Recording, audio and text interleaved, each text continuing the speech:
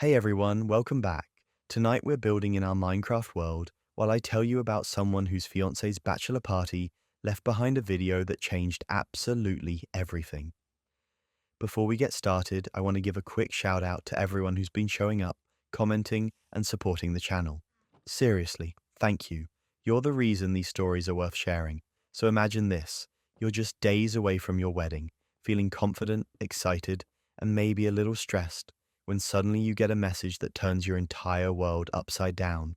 One video, one moment, and everything you thought you knew starts to crack. I was 3 days away from marrying the love of my life. 3 days. The dress was hanging in my closet, the venue was decorated, and half our guests were already in town. I'd spent the last year planning every detail of this wedding, from the flowers to the playlist to the exact shade of lavender for the bridesmaids' dresses. Everything was perfect, or at least I thought it was. Then my phone buzzed with a video message from Tyler, my fiance's best man. I figured it was probably some last-minute bachelor party recap, or maybe a funny clip from the night before. I was actually smiling when I opened it. That smile didn't last long. The video started in a dark nightclub, strobe lights flashing, music pounding so loud you could barely hear anything else. I recognized a few of the groomsmen right away, drinks in hand, laughing and shouting over the noise. Normal bachelor party stuff, right? Then the camera panned left, and there he was, my fiancé, making out with someone I'd never seen before in my entire life. Not a peck, not a drunken stumble into an accidental kiss. Full on making out, hands in their hair, pressed up against the bar, the whole thing. And the worst part? You could hear him laughing between kisses. Actually laughing. Someone off camera yelled something I couldn't quite make out, and my fiancé pulled back just long enough to shout, "What she doesn't know won't hurt her, right?" Then he went right back to it. I watched the video 3 times. I kept thinking maybe I was seeing it wrong. Maybe it was someone who just looked like him. Maybe the lighting was playing tricks. But no, it was him. The timestamp on the video said it was from 2 nights ago. 2 nights. While I was at home addressing the last of the wedding invitations and confirming final head counts with the caterer, he was doing that. My hands were shaking so badly I could barely type. I texted Tyler first. "Did you mean to send me this?" 3 dots appeared immediately, then disappeared, then appeared again, then disappeared. Finally, he responded, "Oh my God, I'm so sorry. That was meant for the group chat. Please don't do anything crazy." Don't do anything crazy, like I was the problem here. I didn't respond to Tyler. Instead, I called my fiancé. He answered on the second ring, voice all cheerful and relaxed. "Hey babe, what's up? Miss me already?" I could hear traffic in the background, which meant he was probably on his way back from brunch with the guys. I took a deep breath and said, as calmly as I could manage, "I need you to come home right now. We need to talk." He must have heard something in my voice because his tone shifted immediately. "What's wrong? Are you okay? Did something happen with the wedding?" The wedding? Right, the wedding that was supposed to happen in 3 days. "Just come home," I said and hung up. He walked through the door 20 minutes later, and I was sitting on the couch with my laptop open. The video paused on a frame that showed his face clearly. No room for doubt, no room for excuses. He saw the screen and went pale. Actually pale. For a second, he just stood there in the doorway, frozen. "Want to explain this?" I asked, my voice surprisingly steady considering I felt like my entire world was collapsing. And here's where it gets absurd. Instead of apologizing, instead of being honest, instead of showing even a shred of remorse, he immediately went on the defensive. "It's not what it looks like," he said. The most cliché line in existence. I almost laughed. "Really?" I turned the laptop toward him. "Because it looks like you're making out with someone who is definitely not me, while joking about how I'll never find out. So please, enlighten me. What is it exactly?" He ran his hand through his hair, that nervous habit he always did when he was caught in something. "It was just the bachelor party. Everyone was drinking. It didn't mean anything. It was just a kiss." Just a kiss, as if that made it better. As if the number of kisses was somehow the metric we should be using here. "A kiss you were hiding from me," I said. "A kiss you were laughing about hiding from me." "You're overreacting," he said, and that's when I knew for sure that calling off this wedding was the right choice. Not the cheating, honestly. The gaslighting. The immediate attempt to make me feel like I was the crazy one for being upset that my fiancé cheated on me 3 days before our wedding. I'm overreacting, I repeated slowly. I'm overreacting because you cheated on me and laughed about lying to me, and now I'm supposed to, what? Just get over it? Walk down the aisle in 3 days and pretend this never happened? He actually had the audacity to look annoyed. It was one mistake, one night. Are you really going to throw away everything we have over one stupid mistake? That's when it hit me. He genuinely thought this would blow over. He thought I'd yell, maybe cry, and then we'd have some big emotional conversation where he'd apologize and promise to never do it again, and I'd forgive him because the wedding was too close to cancel. He'd calculated this, the timing, the risk, all of it. The wedding is off, I said. His face changed completely. The defensiveness dropped, replaced by panic. Wait, what? No, come on. Let's talk about this. Don't make any rash decisions. I'm not, I said. This is the most rational decision I've made in months, apparently. But that wasn't even the worst part. He actually tried to negotiate, tried to convince me that we could work through this after the wedding, that cancelling would be too embarrassing, too expensive, too complicated. He kept saying, think about everyone who's already traveling, and we'll lose all the deposits, like that was supposed to matter more than the fact that he'd betrayed me. I told him to get out. He left, but not before trying one more time to downplay the whole thing, saying I was being emotional and that I'd regret this when I calmed down. I locked the door behind him and immediately started making calls. First to my maid of honor, who arrived 30 minutes later with wine and murder in her eyes. Then to my parents, then to the venue. Cancelling a wedding 3 days out is exactly as nightmare as you'd imagine. The venue kept our deposit, obviously. The caterer did too. The florist was surprisingly understanding and only charged us half. But the guests, that was the hardest part. I had to send a message to over 150 people, explaining that the wedding was off, effective immediately. I kept it vague, just said that unforeseen circumstances had led to us calling things off, and I appreciated everyone's understanding. The responses were mixed. Most people were supportive, confused but kind. A few asked if I was okay, if there was anything they could do, but then there were the others, the people who were annoyed about their travel plans, their hotel bookings, their time off work, and worst of all, his family. His mother called me 4 times in 2 hours.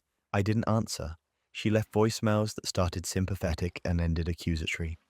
The last one was her saying that I was overreacting to cold feet, and that all grooms make mistakes before weddings, and I needed to be more forgiving. All grooms make mistakes before weddings. I let that sit for a minute. Then I texted her the video. No explanation, no context. Just the video. She didn't call back. If you've made it this far into the chaos, you're as addicted to Reddit drama as I am. Make sure to subscribe and tell me where you're watching from in the comments below. Trust me, you'll want to stick around for what happens next. So, where was I? Right, dodging the biggest mistake of my life while his family tried making me the villain. The next 2 days were a blur of cancellations, returned gifts, and uncomfortable conversations.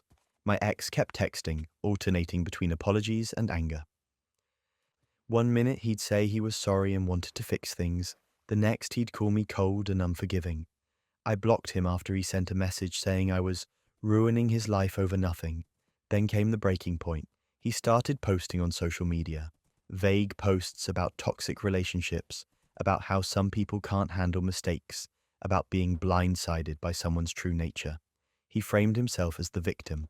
The guy who'd been cheated on by his grief was painting himself as the wounded party in our breakup.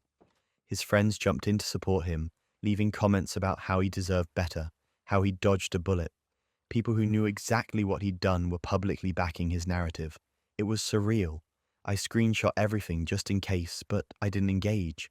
I didn't post my side, didn't share the video publicly, didn't air everything out for the world to see. My friends wanted me to. They were furious on my behalf, ready to burn his reputation to the ground, but I didn't need to. Because here's the thing about lies. They only work when everyone's on the same page. And Tyler, the best man who'd accidentally sent me that video in the first place, wasn't on his page anymore. Tyler posted his own statement a week later. Nothing dramatic, just a simple correction. He said that he felt guilty watching someone manipulate the narrative when he knew the truth, and that while he valued his friendship, he valued honesty more. He didn't share the video, didn't go into detail, just said that the wedding was called off for legitimate reasons, and that my ex knew exactly what those reasons were. The comment section exploded. People started putting pieces together, asking questions, demanding answers. My ex's victim narrative fell apart within hours. He deleted all his posts, made his account private, and according to mutual friends, had a complete meltdown about betrayal and loyalty. The irony wasn't lost on me. I don't regret calling off that wedding. Not for a second.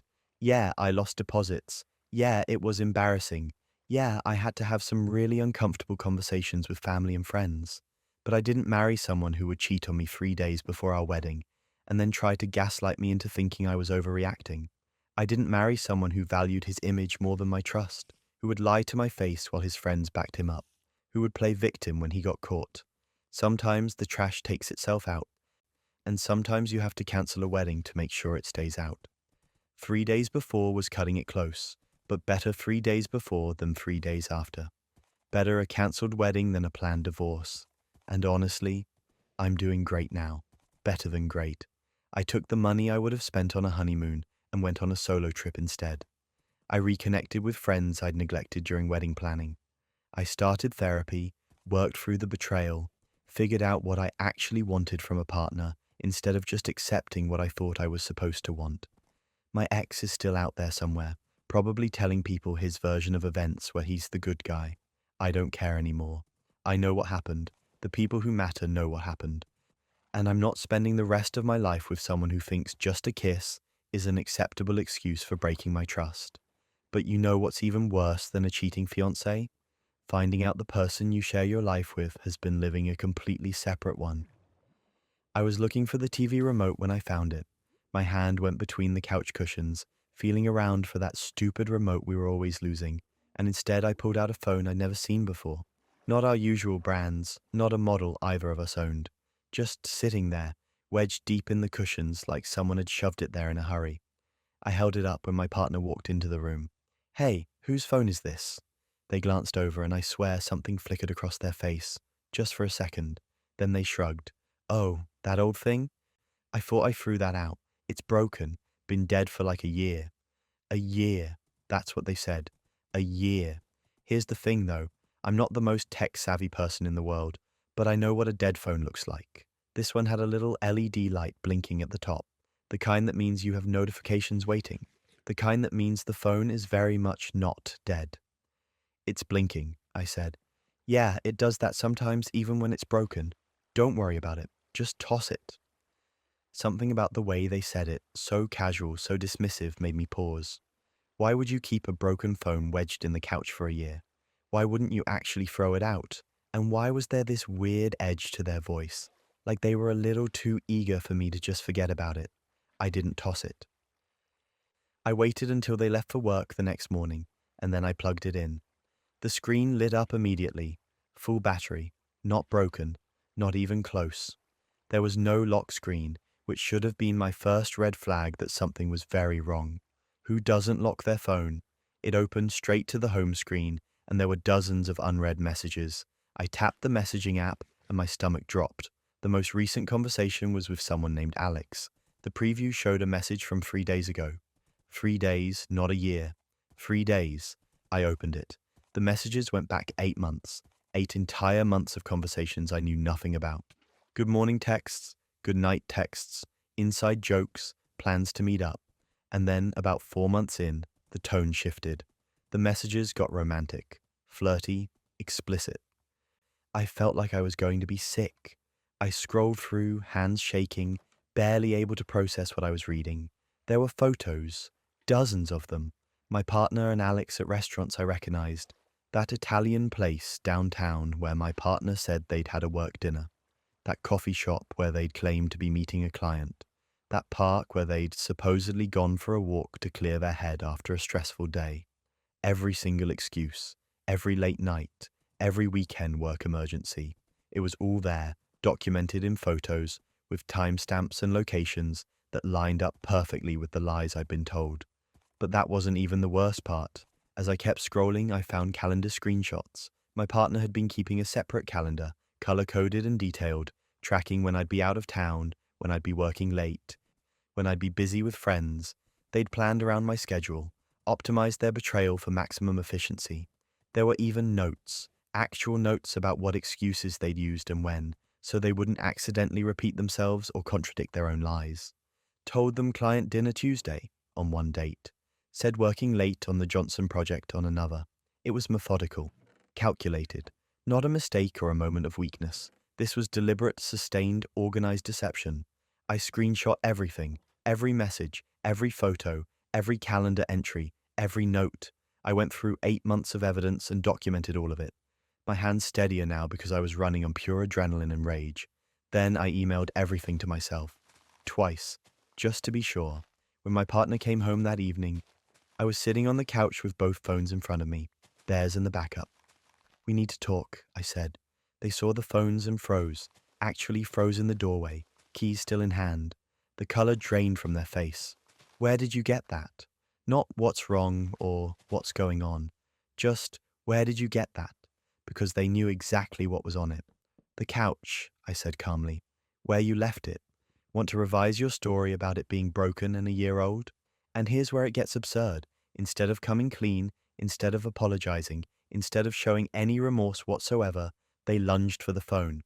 Actually lunged. Tried to grab it out of my hands like deleting the evidence would somehow undo what I'd already seen.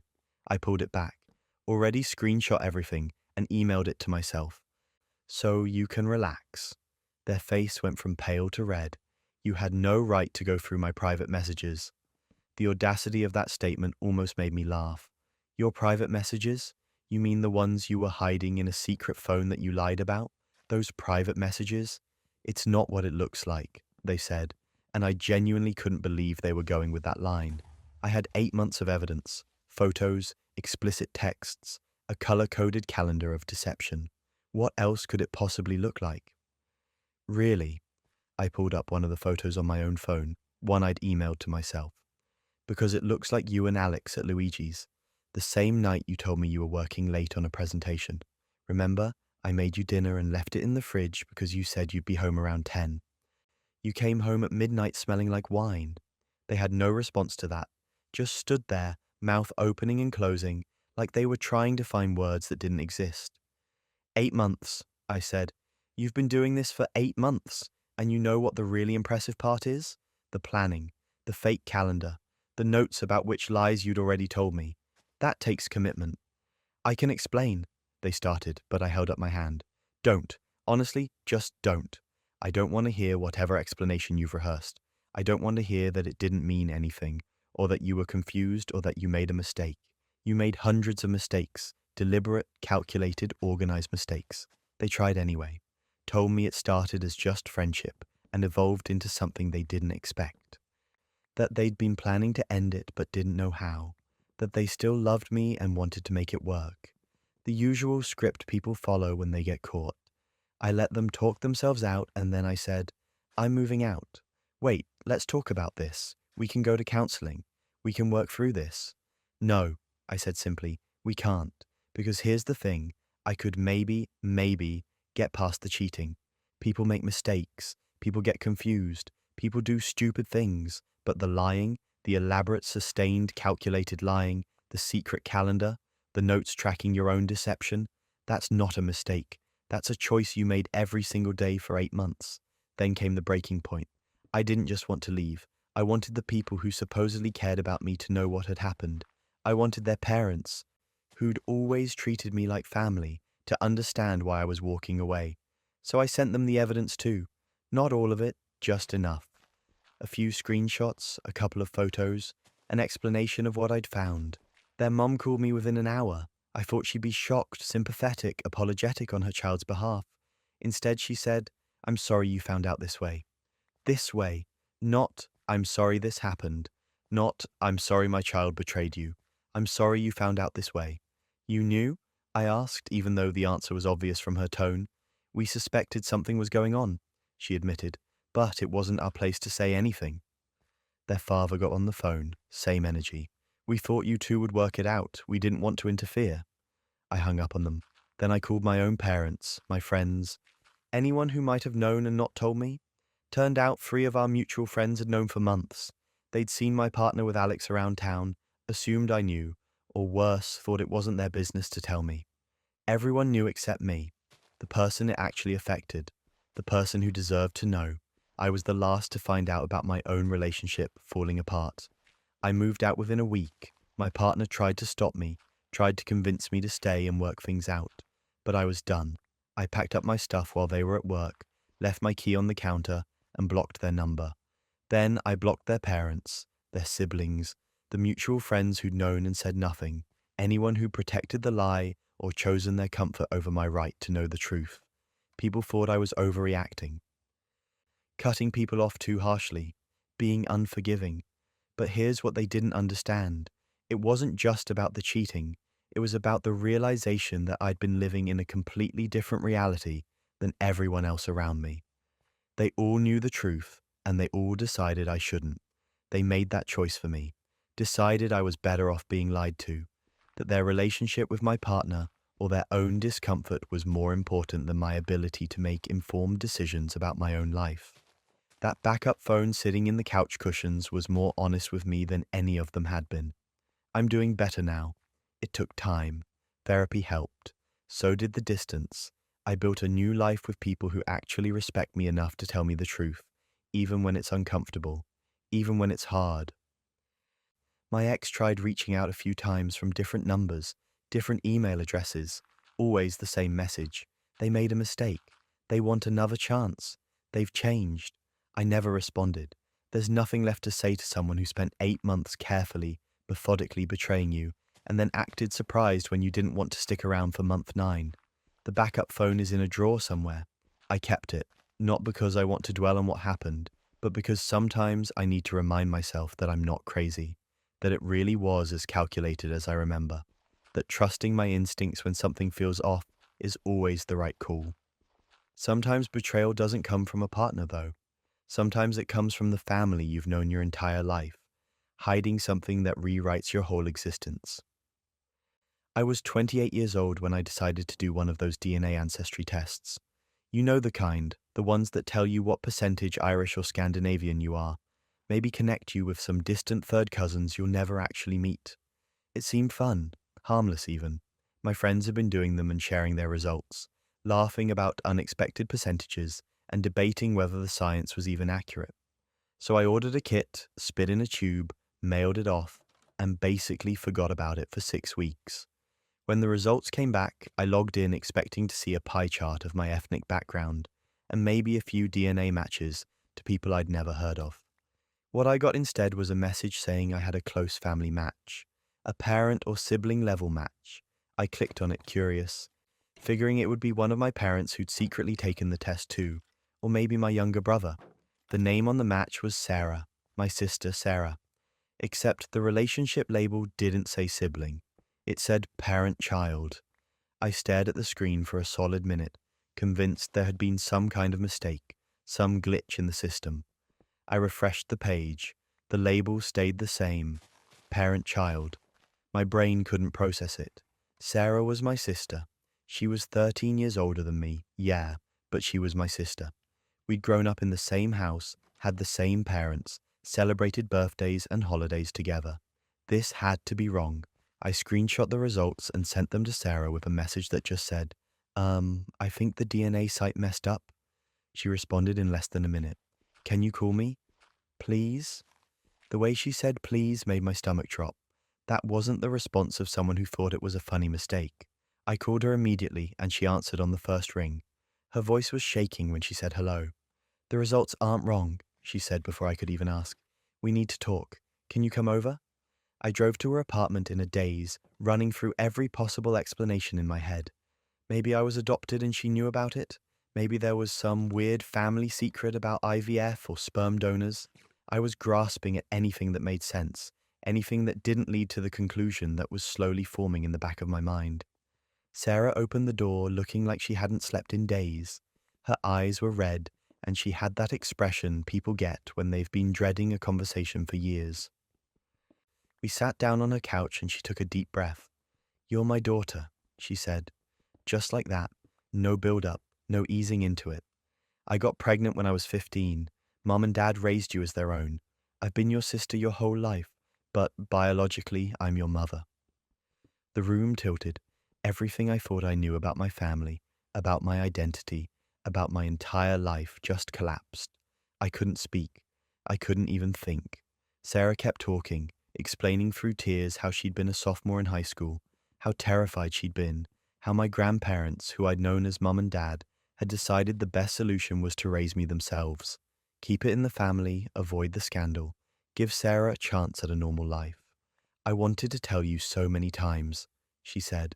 "Every birthday, every graduation, every major moment in your life. But Mom and Dad made me promise. They said it would only hurt you to know that it was better this way." Better for who, exactly? Because it definitely wasn't better for me. I sat there trying to reframe 28 years of memories. Every time Sarah had been overprotective, every time she'd cried at my milestones, every time family photos had felt slightly off in a way I could never articulate. It all made sense now, and I hated that it made sense. "Who's my father?" I asked, my voice barely above a whisper. Sarah looked at the floor. "Do you remember Dave, Dad's friend who comes to all the holiday dinners?" I felt like I'd been punched in the chest. Dave. My dad's best friend since college. The guy who'd taught me to ride a bike, who'd given me advice about jobs and relationships, who'd been at every single family gathering for as long as I could remember. Dave knew. He'd known the entire time and had just played along, pretending to be some family friend when he was actually my biological father. And here's where it gets absurd. I drove straight to my parents' house.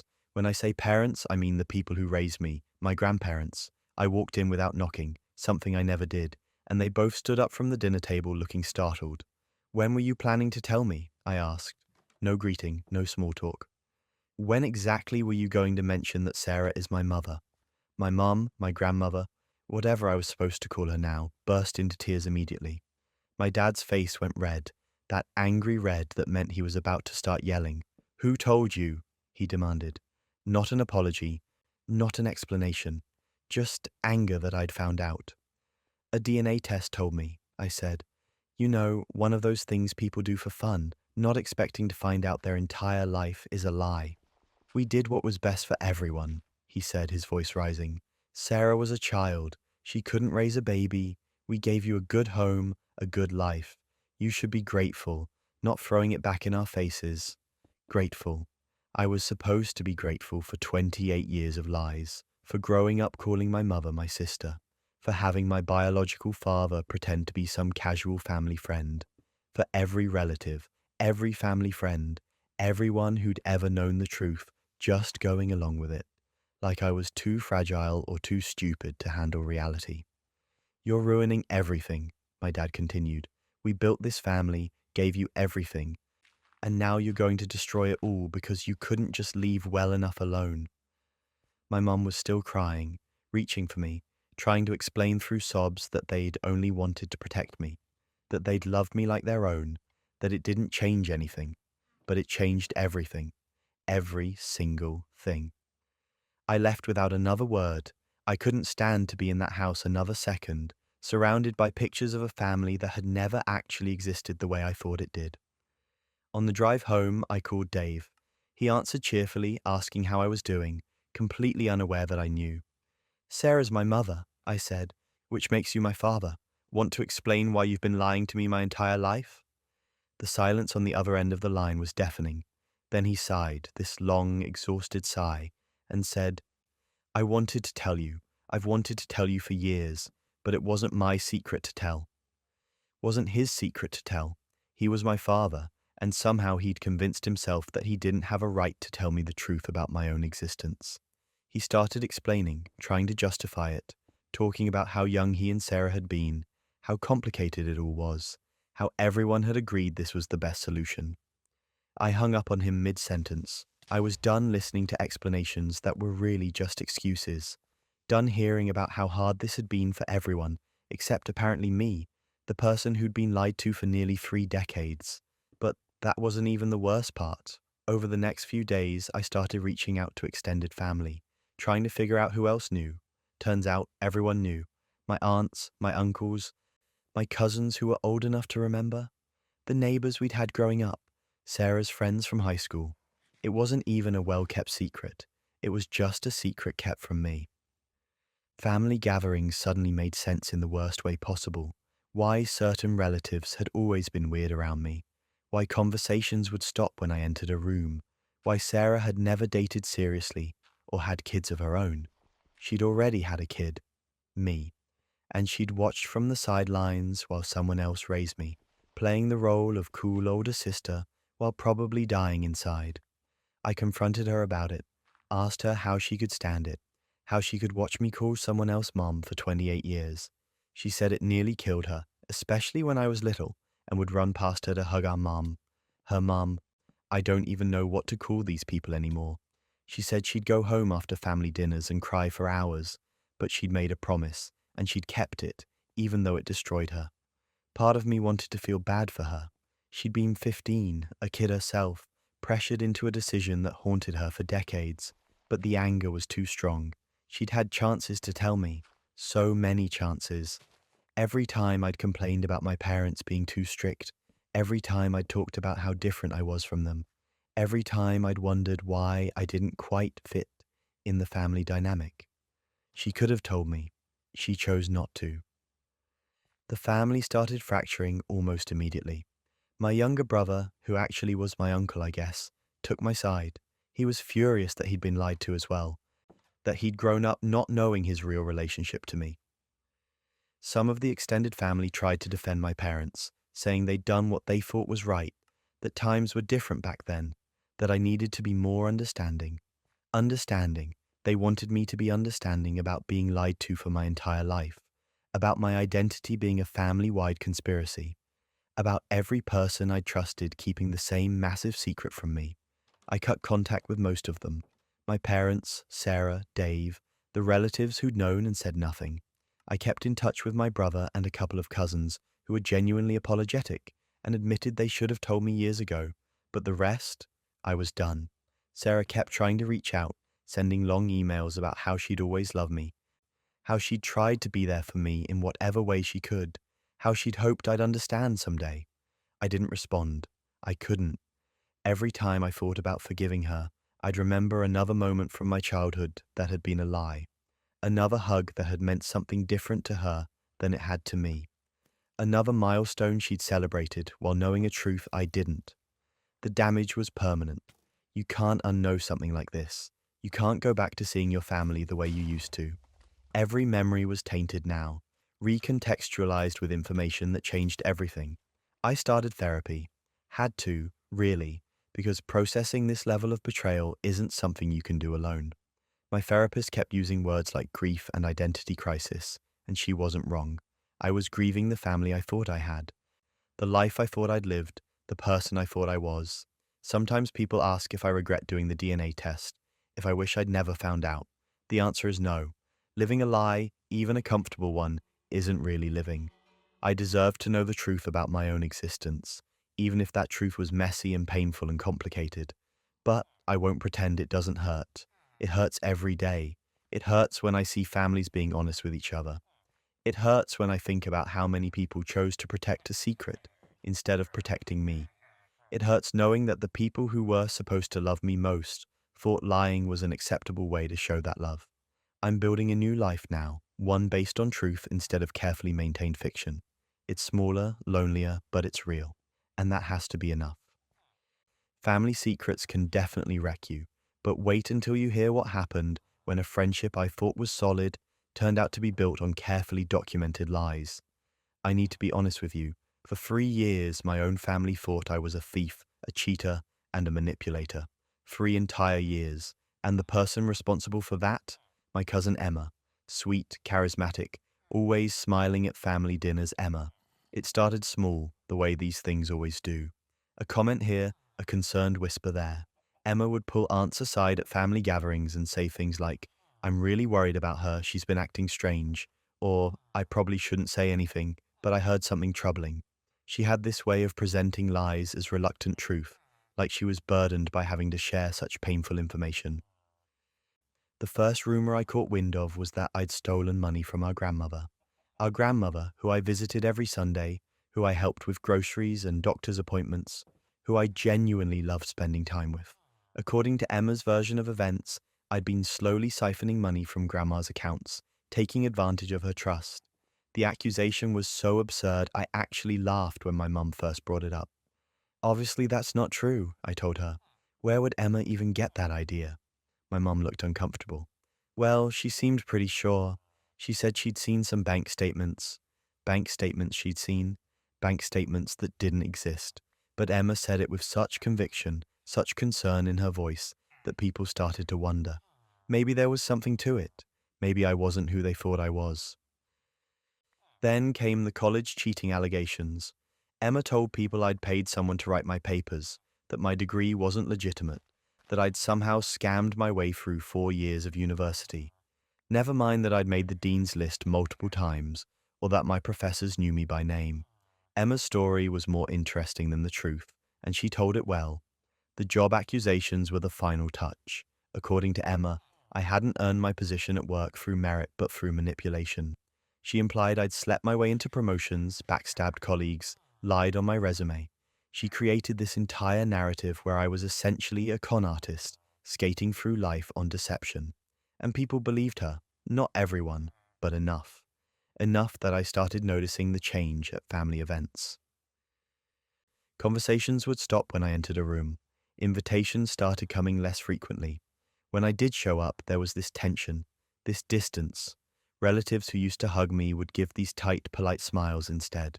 I confronted Emma once, about a year into this nightmare. She looked at me with these wide, innocent eyes and said, "I have no idea what you're talking about. Why would I say those things? We're family."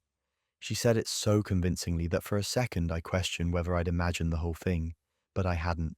The rumors kept spreading, getting more elaborate, more detailed. Emma would add little touches to make them believable. Specific dates, locations, names of supposed witnesses. She was building a case against me, brick by brick, and I couldn't figure out how to fight it. How do you defend yourself against whispers? How do you prove a negative? I tried defending myself at first. I'd pull relatives aside and explain that none of it was true, that I'd never stolen anything, never cheated, never manipulated anyone. But Emma had gotten there first. She'd planted seeds of doubt so deep that my denials just sounded like exactly what a guilty person would say. For 3 years, I lived with this. 3 years of being treated like a criminal at family gatherings, of seeing my grandmother's confused looks when people would mention concerns about me, of watching my reputation crumble under the weight of carefully constructed lies. Then I got a message from Claire, a mutual friend who'd apparently been part of something I didn't even know existed, a private Facebook group. The message was short. "I left the group. I thought you should know what's been happening. I'm sorry I didn't say something sooner." Attached were screenshots, dozens of them, and when I started reading, my hands went numb. The group was called Family Concerns, which was almost funny in how sinister it actually was. Emma had created it 3 years ago, right around the time the rumors started. The member list included about 15 people, mix of cousins, aunts, uncles. And the content? It was a masterclass in coordinated character assassination. Emma had documented everything. Every lie she'd told, every rumor she'd planted, every piece of fake evidence she'd fabricated. But that wasn't even the worst part. She'd been coaching people on what to say. There were literal scripts. If anyone asks about the college thing, say you heard it from a friend who went to school with her, read one message. Another said, don't bring up the money thing directly, just express concern about grandma's finances and let people connect the dots. She'd created fake testimonials, people who'd supposedly witnessed my various crimes and misdemeanors. She'd even fabricated evidence, posting edited screenshots of texts I'd never sent, and bank statements that were completely manufactured. There were over 200 messages in total. Claire had screenshot all of them. Plans to isolate me from family events.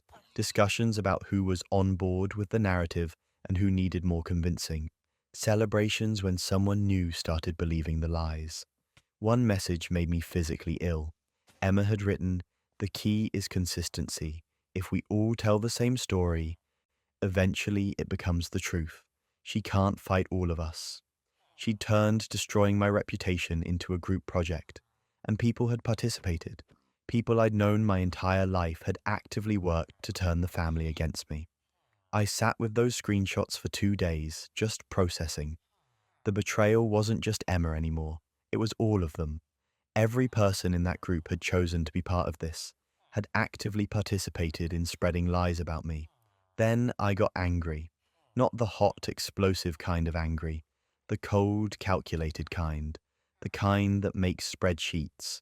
I spent a week compiling everything. I organized the screenshots chronologically, highlighted the most damning messages, cross-referenced them with the rumors I'd heard. I created a timeline showing exactly when each lie had started and which group member had been assigned to spread it. I included Emma's instructions, her fake evidence, her explicit statements about manipulating the family. The PDF ended up being 47 pages long, 47 pages of undeniable proof that Emma had orchestrated a 3-year campaign to destroy my reputation, and that 14 other family members had helped her do it. I sent it to everyone, every single person in our extended family. Grandparents, parents, aunts, uncles, cousins who weren't in the group. I sent it with a simple message. For 3 years, I've been defending myself against lies I couldn't trace back to a source. Now you know the source. Now you know the truth. My phone started ringing within minutes. I didn't answer. I let them read it all. Let them sit with what they'd believed, what they'd participated in, what they'd allowed to happen. Emma's response was almost impressive in its predictability. She claimed her account had been hacked. Someone had created that group in her name, fabricated all those messages, framed her for this entire thing. It was an elaborate setup, she said. She was a victim too. Here's the thing about lies, though. They only work when people want to believe them. And after reading 47 pages of detailed, time-stamped, cross-referenced evidence, nobody wanted to believe Emma anymore. The Facebook group got screenshot and shared before she could delete it. Multiple people had saved the original messages. Her "I was hacked" defense fell apart when people noticed the posts spanned 3 years, from multiple devices, with her distinctive writing style and inside family knowledge that no hacker would have. Then came the breaking point. One of the group members, my Aunt Linda, came forward and admitted everything. She said she'd felt uncomfortable with it from the start, but had gone along because Emma was convincing, and she didn't want to rock the boat. She confirmed that Emma had started the group, recruited members, and orchestrated everything. Once Linda spoke up, others followed. Not with apologies exactly, but with admissions. They'd participated. They'd known it was wrong. They'd done it anyway. The family essentially fractured overnight. Lines were drawn, sides were chosen. Emma and the people who'd been most active in the group found themselves suddenly uninvited from upcoming gatherings. Cousins who'd helped spread the rumors were given the cold shoulder they'd once given me. My grandmother called me crying, actual tears. She said she was so sorry, that she'd never fully believed the rumors but hadn't known how to defend me, that she should have trusted her gut. We talked for 2 hours. She told me that Emma had shown her bank statements years ago, and while they'd looked off, Emma had been so insistent that she started to doubt her own judgment. Grandma banned Emma from her house, just straight up told her she wasn't welcome anymore. Emma tried apologizing, tried explaining, tried that thing she always did, where she made herself the victim. It didn't work this time. The rest of the family followed suit. Emma wasn't invited to Christmas that year, or Thanksgiving, or Easter, or any of the summer barbecues. She went from being the golden child, the charismatic center of attention at every gathering, to being persona non grata. Some people thought it was too harsh, that family should forgive, that holding grudges was toxic, that we should all move on. But here's what they didn't understand. Emma hadn't made a mistake. She hadn't spread one rumor in a moment of anger or jealousy. She'd spent 3 years systematically destroying my relationship with my family. She'd recruited others to help her. She'd documented her lies like a project manager tracking deliverables. That's not a mistake. That's a campaign. I didn't gloat. I didn't rub it in. I just existed finally, without the weight of false accusations hanging over me. I went to family dinners and had normal conversations. I visited my grandmother without wondering if she secretly thought I was robbing her. I got promoted at work and didn't have to hear whispers about how I'd manipulated my way there. Emma tried reaching out a few times, apology texts that didn't actually apologize, just explained how hard things were for her now, how isolated she felt, how the family had turned on her. The irony was so thick you could cut it with a knife. I never responded. There was nothing to say. She'd showed me exactly who she was for 3 years. I just made sure everyone else got to see it too. The group members who participated most actively got similar treatment.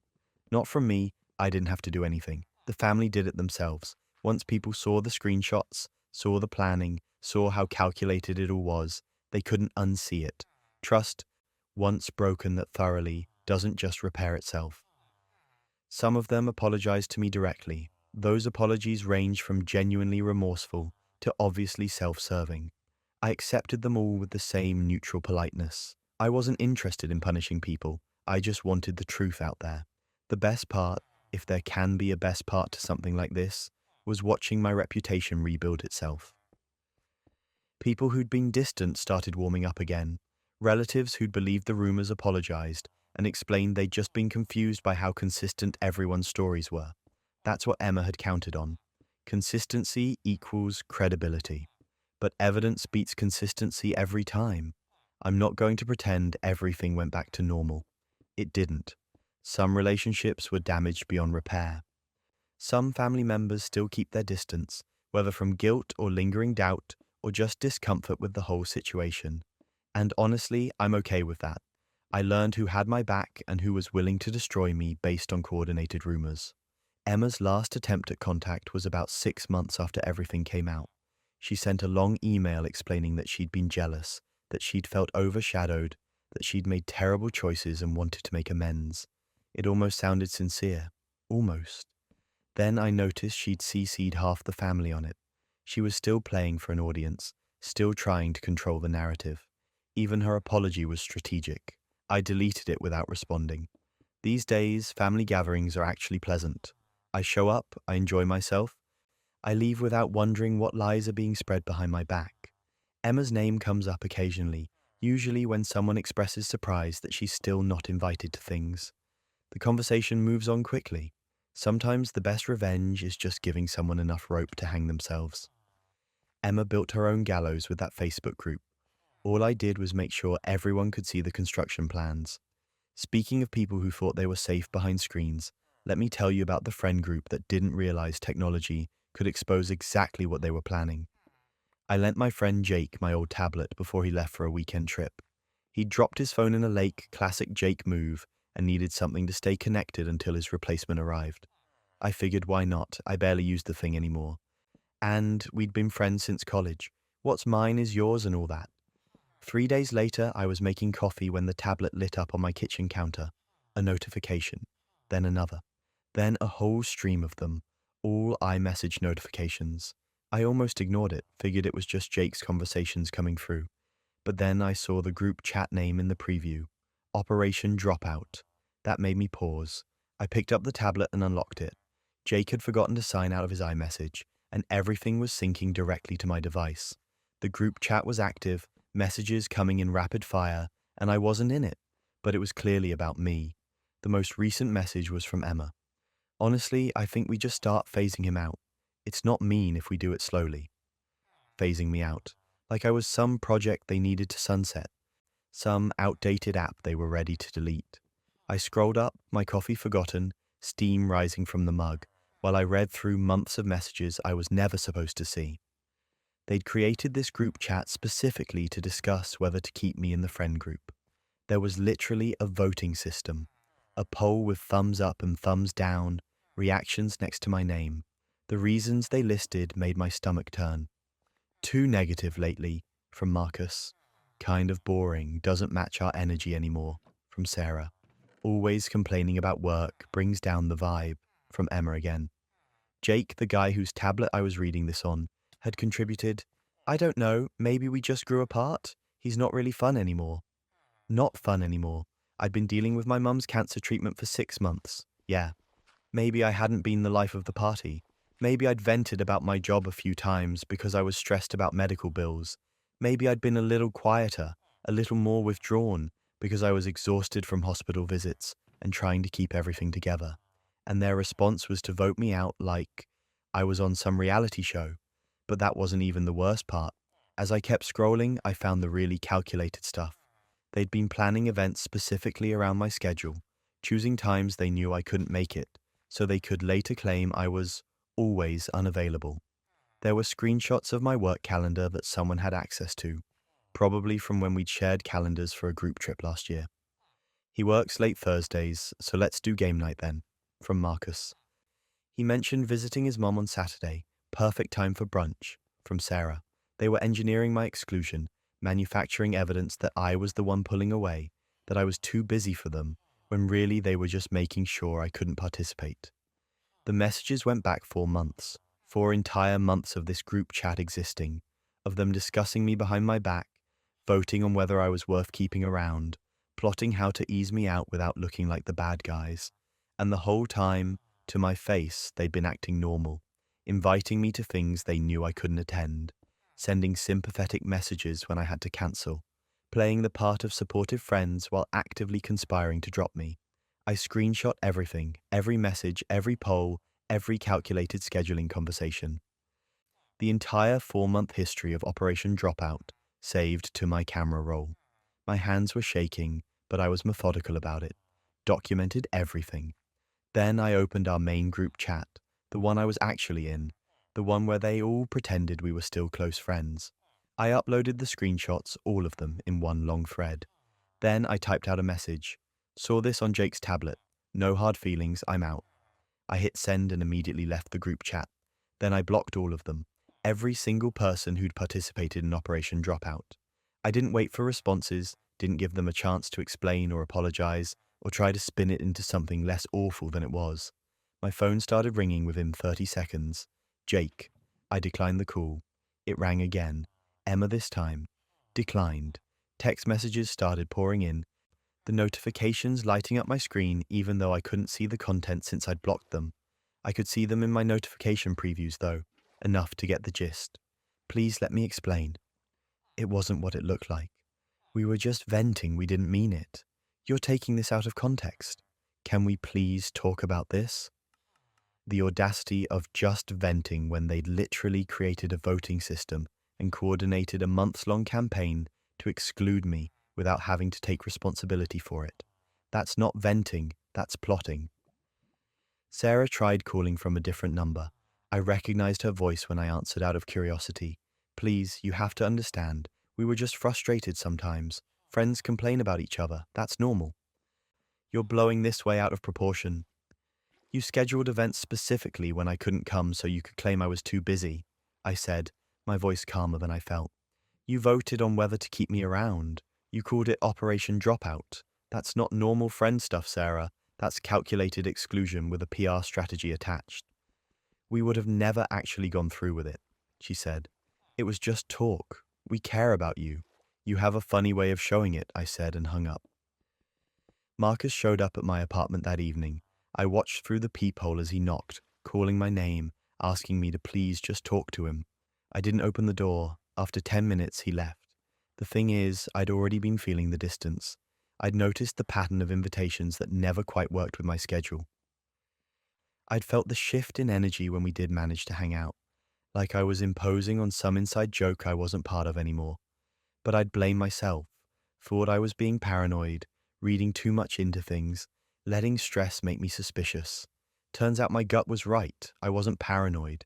They really were pulling away, they were just doing it in the most cowardly way possible, engineering my exit so they could tell themselves, and anyone who asked, that I was the one who'd gotten too busy, too negative, too whatever, that they'd tried to include me, and I just drifted away.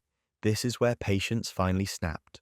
Not patience with them, I was already done with them, but patience with myself for excusing behavior that had made me uncomfortable, for trying so hard to be fun and light and easy when my life was actually really hard, for apologizing for being a burden when really, I was just being a person going through a difficult time. I'd been in therapy since my mum's diagnosis, trying to manage the stress and anxiety.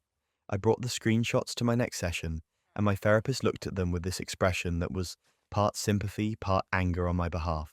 She said something that stuck with me. Real friends don't vote on your value. Real friends don't strategize your removal. Real friends show up, especially when things are hard. She was right. I'd been so focused on trying to keep these friendships alive that I hadn't stopped to ask whether they were actually worth keeping. Whether people who'd react to my struggles by plotting to ghost me were people I wanted in my life anyway. I started saying yes to other invitations I'd been turning down. Co-workers who'd asked me to grab drinks, people from a book club I'd joined and then barely attended, my neighbor who'd mentioned wanting a running partner. Turns out there were plenty of people who actually enjoyed my company, even when I wasn't performing peak positivity.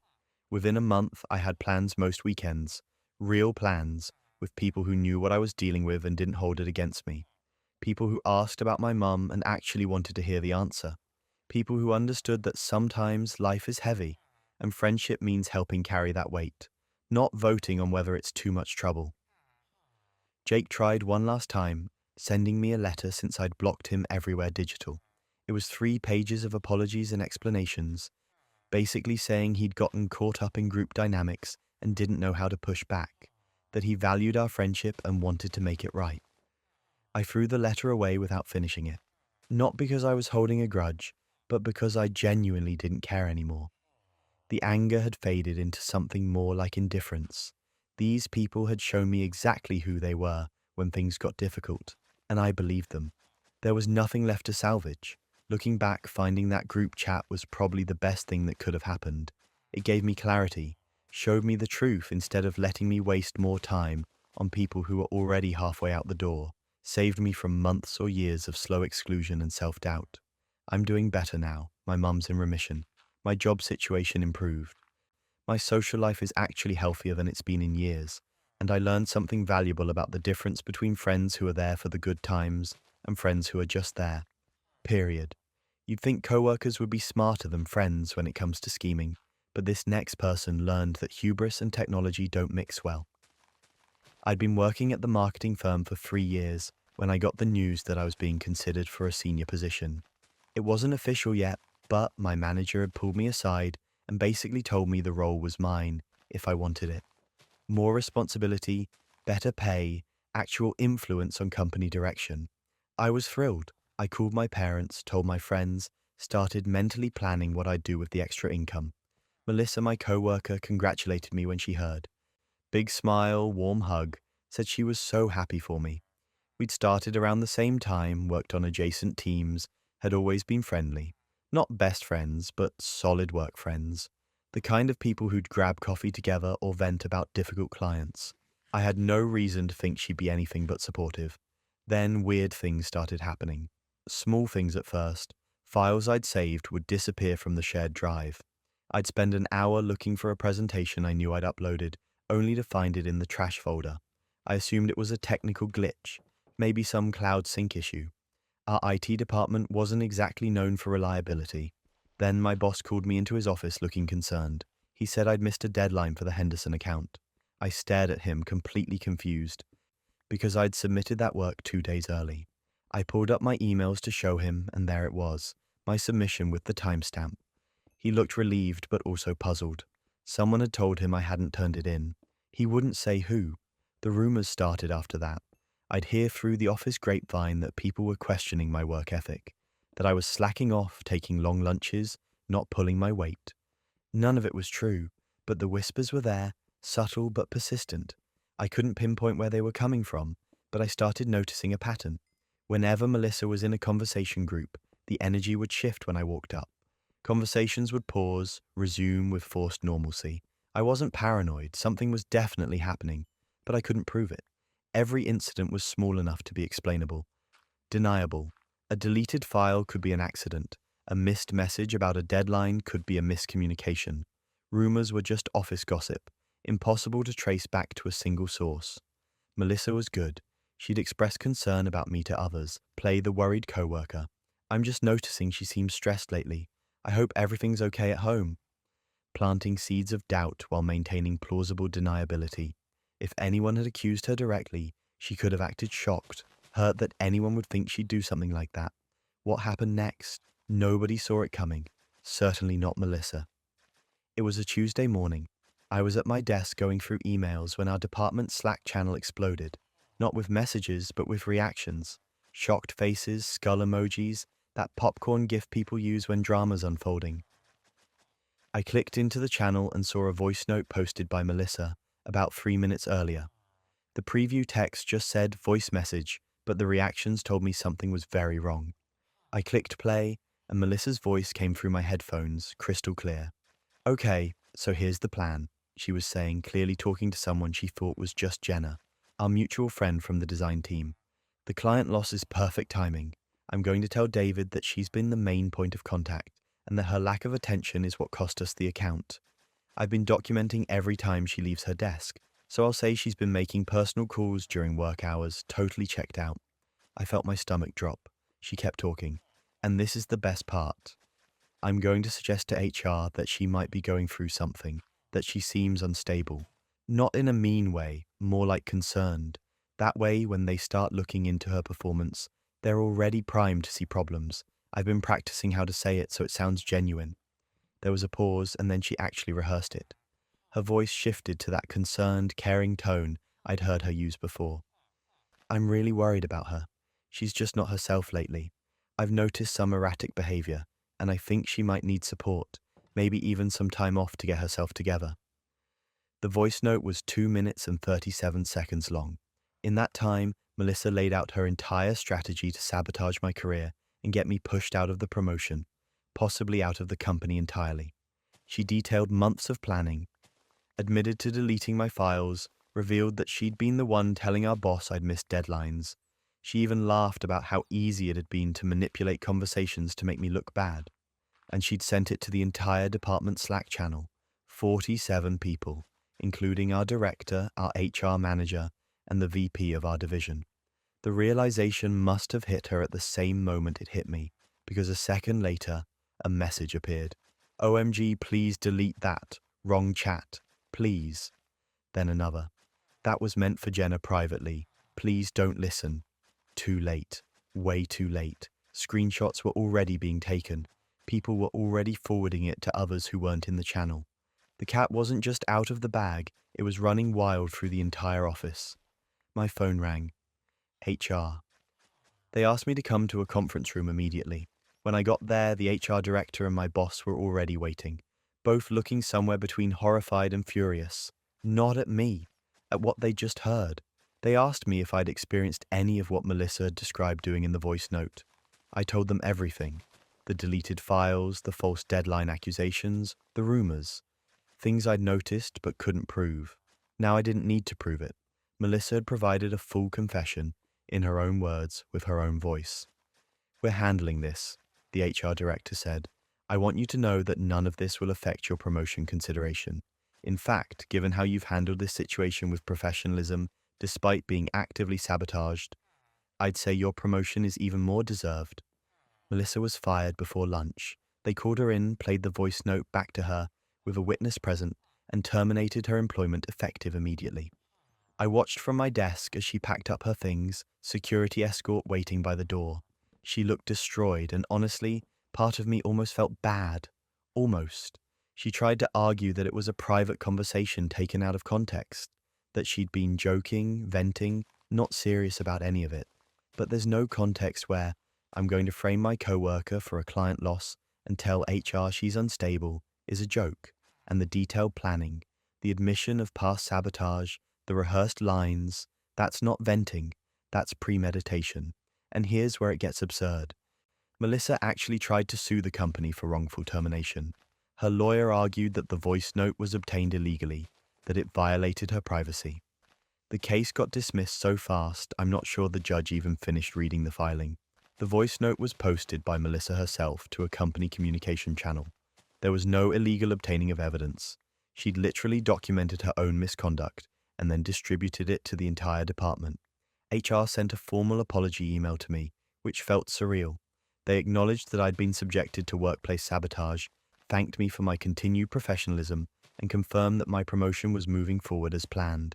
They also implemented new policies about workplace conduct and reporting suspicious behavior, using Melissa's case as the cautionary tale. The rest of the department treated me like some kind of folk hero for a while, which was weird but also kind of nice. People I'd barely talked to would stop by my desk to say they'd always thought Melissa was sketchy, that they were glad the truth came out, that they couldn't believe she'd been dumb enough to send that voice note to everyone. Jenna, the friend Melissa had meant to send the message to, quit about a week later. I don't think she was involved in the sabotage, but the association was too much. She couldn't face the office knowing she'd been the intended recipient of that message, that Melissa had trusted her enough to share that plan. The craziest part? Melissa had been so close to pulling it off. If she'd sent that voice note to the right person, if Jenna had kept quiet or even just been neutral, Melissa's plan might have worked. I might have been the one fired, or at least passed over for promotion, my reputation damaged beyond repair, all because she couldn't handle the idea of me succeeding. I got the promotion officially a month later. Bigger office, new title, significant raise. Every time I sit at my new desk, I think about how differently this could have gone. How one misclicked message, one accidental post to the wrong chat, exposed months of calculated sabotage. Technology can betray you in the strangest ways. All those carefully laid plans, all that meticulous scheming, undone by a simple UI mistake. You almost have to admire the poetic justice of it. I still have a screenshot of that voice note saved somewhere, not because I'm holding on to anger, but because sometimes I need to remind myself that trusting my instincts was the right call. When things felt off, they were off. When I suspected sabotage, I was being sabotaged. The voice note just confirmed what I'd known all along. Melissa's LinkedIn still says she works here last I checked. She hasn't updated it. I wonder if she tells people she quit, or if she's honest about being fired for trying to frame a coworker. Probably the former. Some people never learn that the cover-up, or in this case the confession, is always worse than the crime. At least she only tried ruining a career. This next person decided to take down someone's entire reputation, forgetting that walls have cameras. My neighbor Gary had made it his personal mission to ruin my life. I'm not exaggerating. This wasn't casual neighbor drama or a minor dispute about property lines. This was a sustained, calculated campaign of harassment that cost me thousands of dollars and nearly got me kicked out of my own home. It started about 6 months after I moved into the neighborhood. I came home from work one day to find a notice from the HOA taped to my door. Parking violation. Apparently, I'd parked my car on the street overnight, which was against community rules, except I hadn't. My car had been in my driveway the entire time. I even had my girlfriend confirm it because I thought maybe I was losing my mind. I called the HOA and explained there must be a mistake. They said they'd received a complaint with photos. When they sent me the photos, I recognized Gary's angle immediately. He'd taken pictures of someone else's car, a similar make and model to mine, and claimed it was mine. The license plate was partially obscured in the photo, conveniently. The HOA apologized and waived the fine, but the seed was planted. Gary had figured out he could weaponize the HOA against me. The complaints started coming weekly after that. Noise violations for parties I never threw. My trash cans being out past collection time when I'd brought them in at 7 a.m. Unauthorized modifications to my property, which turned out to be a window box of flowers that was explicitly allowed in the HOA guidelines. Each complaint came with a fine, and even when I successfully disputed them, the process was exhausting. Appeals, written statements, evidence gathering. It was like having a part-time job just defending myself against made-up accusations.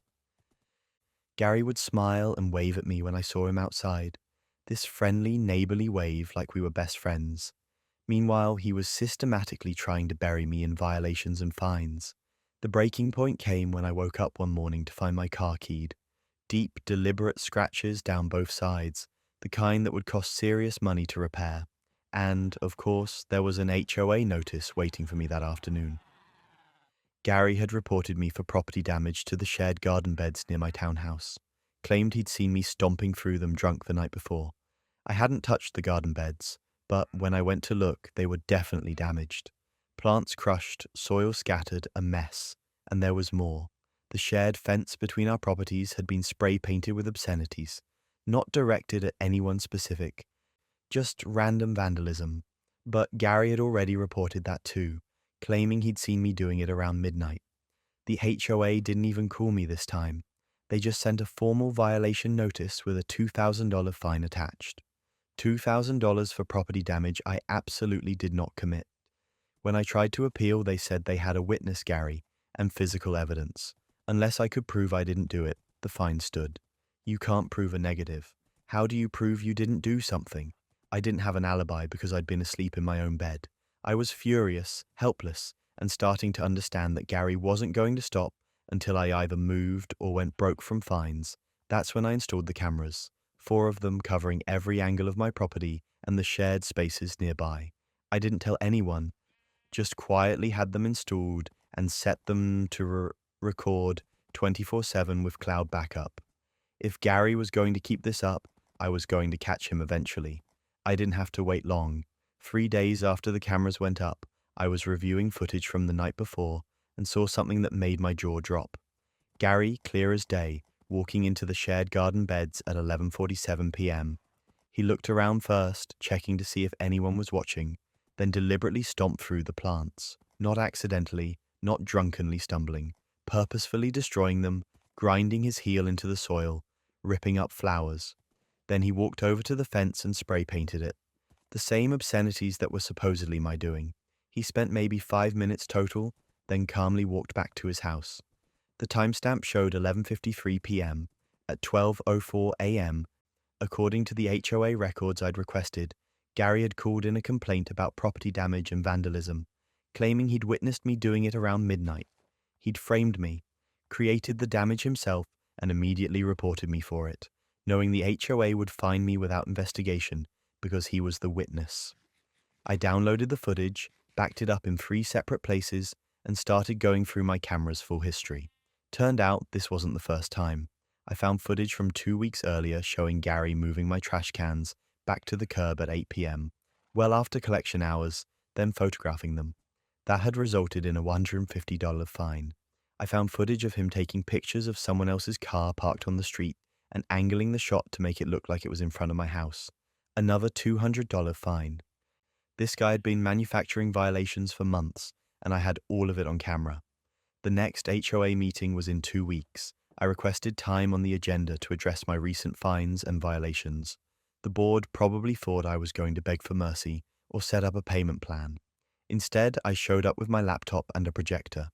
Gary was there too, sitting in the back with this smug expression. He probably thought he was about to watch me get buried under more violations. The HOA president opened the floor to me, and I connected my laptop to their projector.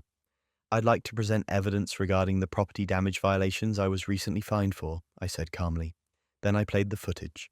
The room went absolutely silent as everyone watched Gary systematically destroy the garden beds and spray paint the fence.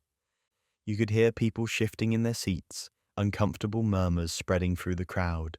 When the video ended, I pulled up the timestamp showing Gary's complaint came 12 minutes after he'd finished vandalizing the property. This is the damage I was fined $2,000 for, I said. Damage that Gary himself caused, then immediately reported me for. I have additional footage showing similar patterns with other violations. I played the trash can footage, then the car photo footage, each one clearly showing Gary creating or fabricating the violations he'd reported me for. The HOA president looked like he'd been slapped. Gary, to his credit, recovered quickly from the initial shock. He stood up and said loudly, "This is edited. He doctored this footage to frame me. You can't trust anything he shows you." And here's where it gets absurd. The HOA board included a retired lawyer, Margaret, who'd been on the board for 15 years. She asked if she could examine the video files. I handed over a USB drive with all the original footage, including metadata. Margaret pulled out her laptop right there in the meeting and spent 10 minutes reviewing the files. The whole room waited in this tense silence while she clicked through properties and timestamps. Finally, she looked up. "The metadata is intact and consistent," she said. "These files haven't been edited. The timestamps match the camera system's logs. This footage is authentic." Gary's face went red. "That's impossible. He must have, I don't know, hacked the metadata or something. You can do that with computers." Margaret gave him this look that would have frozen water. "I've been practicing technology law for 30 years. This footage is legitimate. You're on camera committing property damage and filing false reports." The HOA president called for an emergency executive session. The meeting was suspended and the board disappeared into a back room with the footage and my documentation of every false complaint Gary had filed. I waited outside with everyone else, Gary standing as far from me as possible, avoiding eye contact. 40 minutes later, the board came back. The president's voice was tight with barely controlled anger as he read their decision. Gary was being fined $8,000 for property damage, filing false complaints, and harassment of a fellow resident. All of my previous fines were being refunded with interest. I was being compensated for my time and the cost of the security system, and Gary was being placed on probation with the HOA. One more violation and he'd face legal action and forced sale of his property. Gary tried to argue, tried to appeal, tried everything, but the evidence was overwhelming. He'd been caught on camera multiple times, deliberately committing the acts he'd reported me for. There was no explaining that away. The best part? Because the footage was time-stamped and metadata confirmed, it was legally admissible. The HOA's insurance company got involved because Gary's false reports had cost them money in investigations. They threatened to sue him personally for fraud. Gary lasted 3 months before he put his house up for sale. I'd see him sometimes, loading boxes into his car, and he'd just look at the ground and keep walking. The smug waves were gone. The friendly neighbor act was over. He'd tried to weaponize the system against me and ended up destroying himself with it. The new neighbors who moved in are actually great. Normal people who say hi without secretly plotting to frame me for vandalism. It's a low bar, but Gary really set the standard for terrible neighbors. I kept the cameras up. Never know when you might need proof of what actually happened versus what someone claims happened. And in Gary's case, that proof was worth every penny of the $8,000 he had to pay for his own petty revenge scheme. Cameras really do catch everything, which is exactly why the person in this next story should have thought twice before installing one in the worst possible place.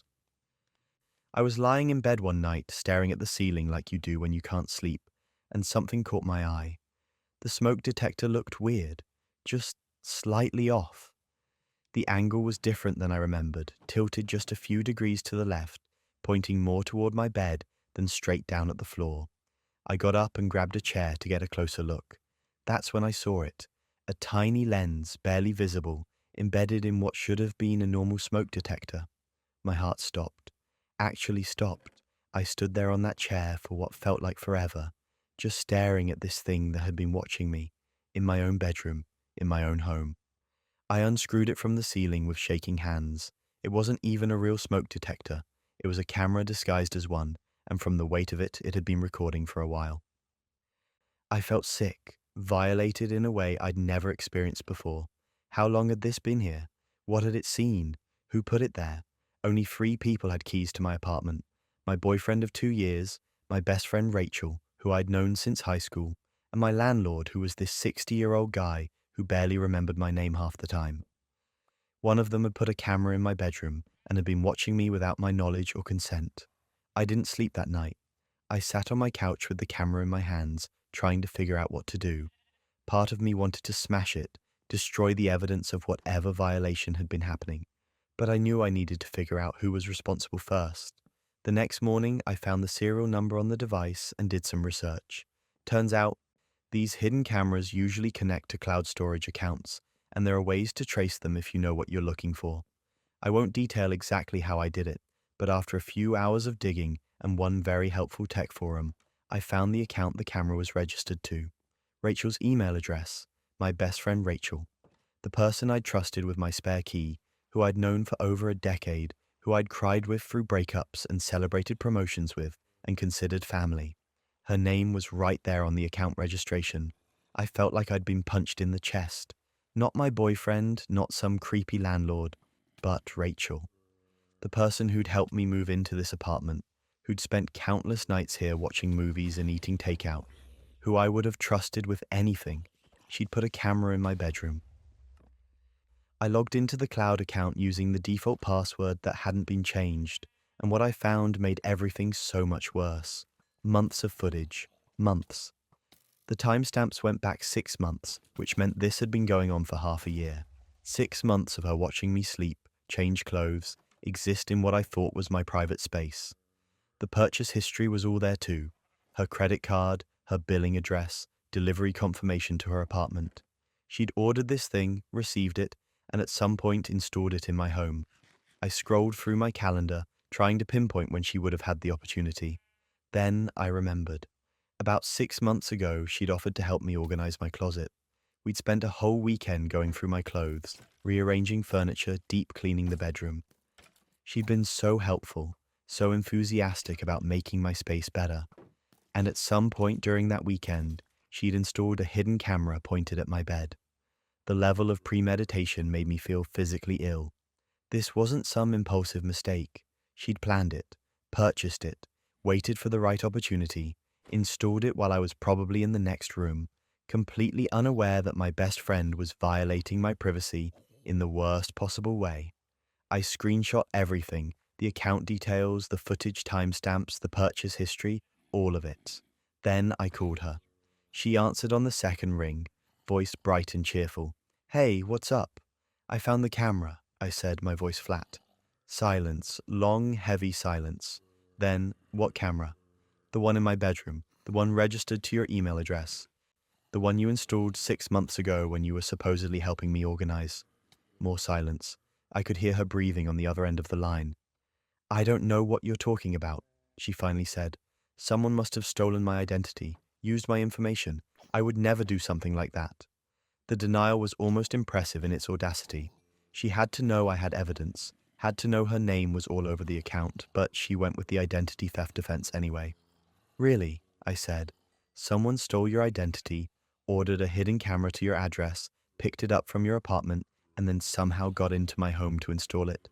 That's the story you're going with?" "I'm serious," she insisted. "This is crazy. Why would I do that? We're best friends." "I have the purchase history, Rachel. Your credit card, your address, delivery confirmations. I have everything." Her voice changed then, got defensive, almost angry. "You went through my private account? That's an invasion of privacy." I actually laughed at that. Couldn't help it. The person who'd been literally watching me through a hidden camera was lecturing me about privacy. "I'm going to the police," I said, and hung up. She called back immediately. I didn't answer. She called 6 more times, sent a dozen texts that I didn't read. I was already on my way to the police station with the camera, the screenshots, and every piece of evidence I'd compiled. Filing the report was surreal.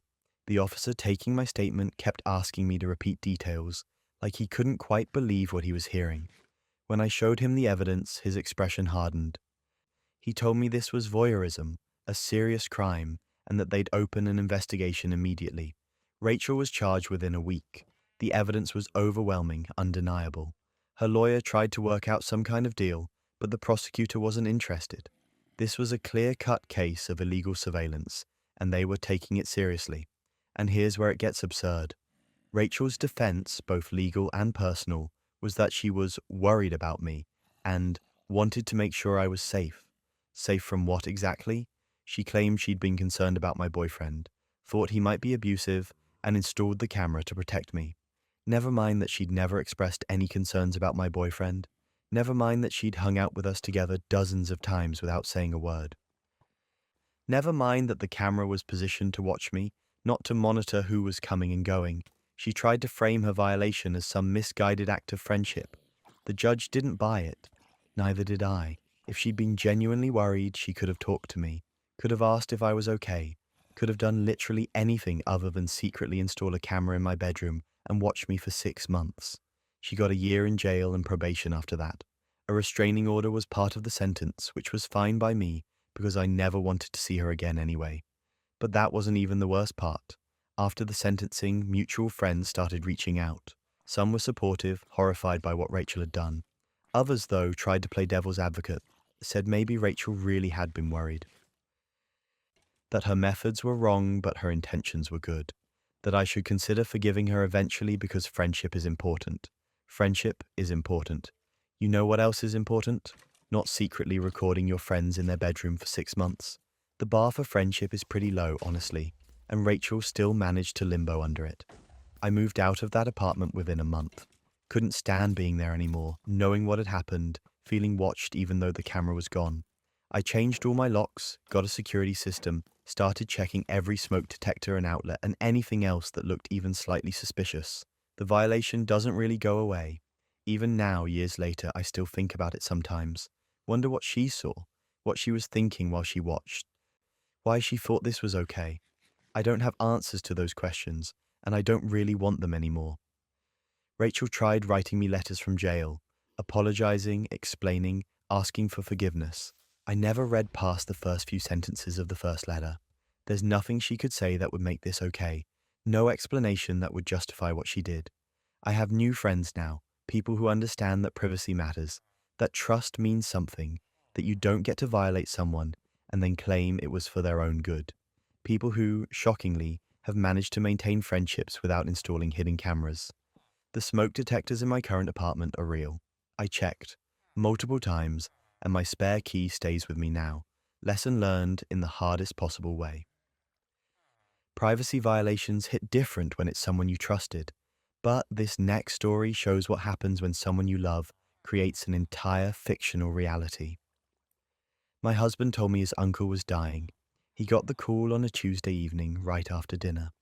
I watched his face go pale as he listened to whoever was on the other end, saw him nod seriously, heard him say things like, "I'll be there as soon as I can," and "Tell him to hang on."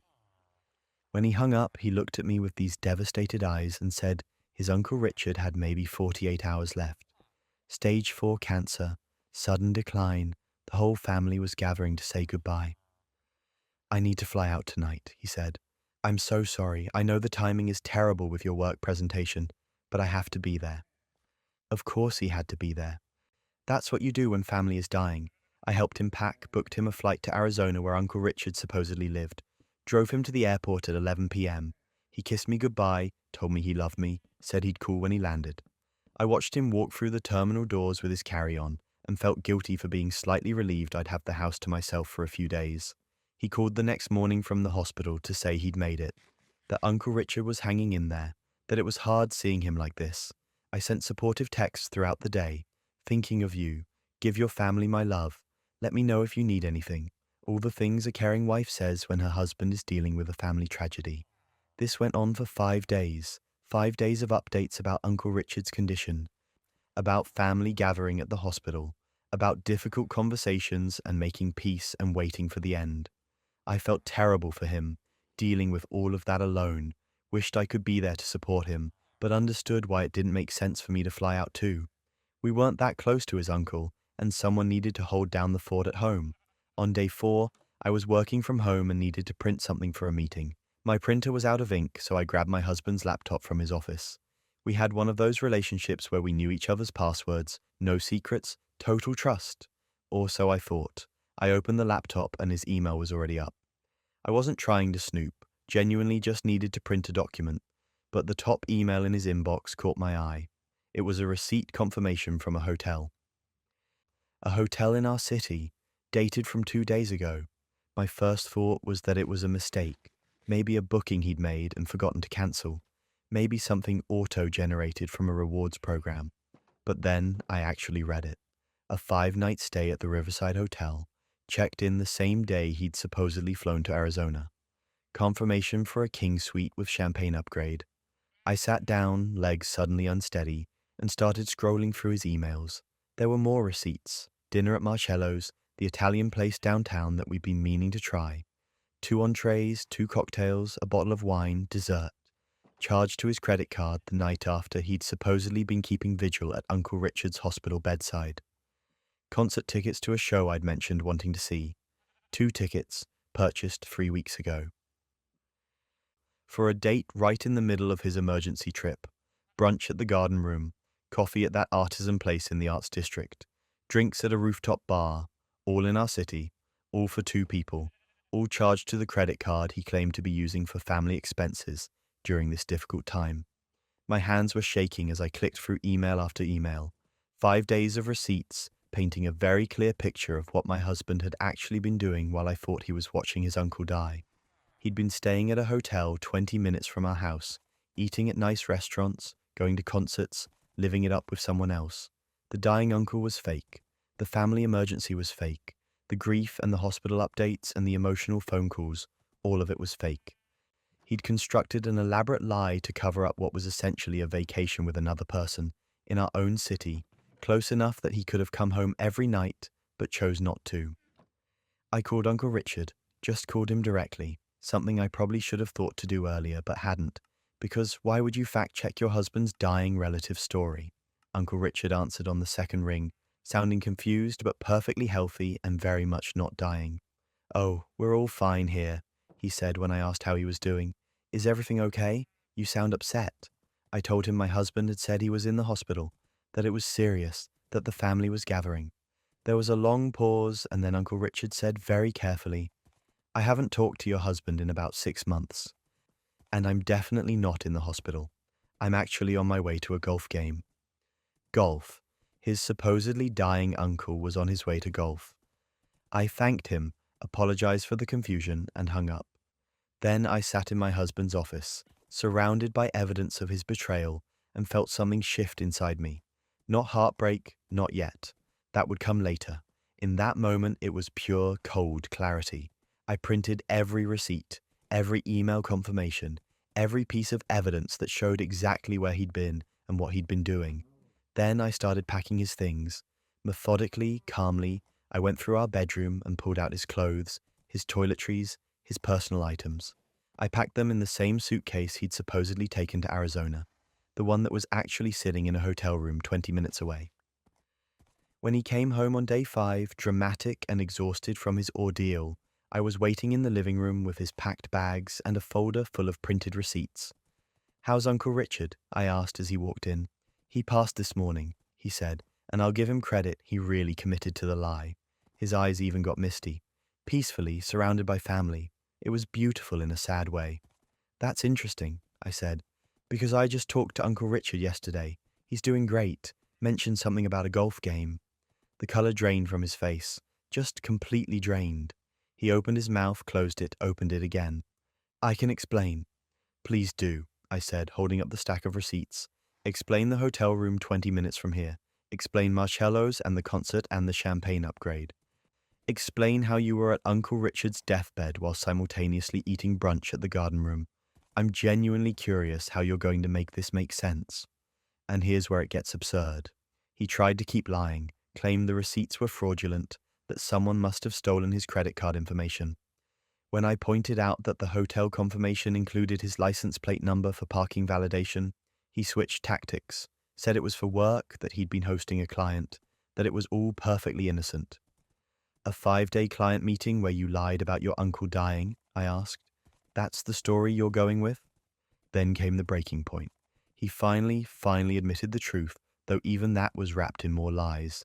He said he'd needed space, that he'd been feeling overwhelmed by our relationship, that he didn't know how to ask for a break, so he'd made up the emergency.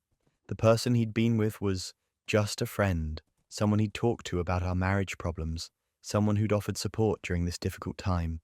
Just a friend you take to concerts and buy champagne for. Just a friend you book hotel rooms with.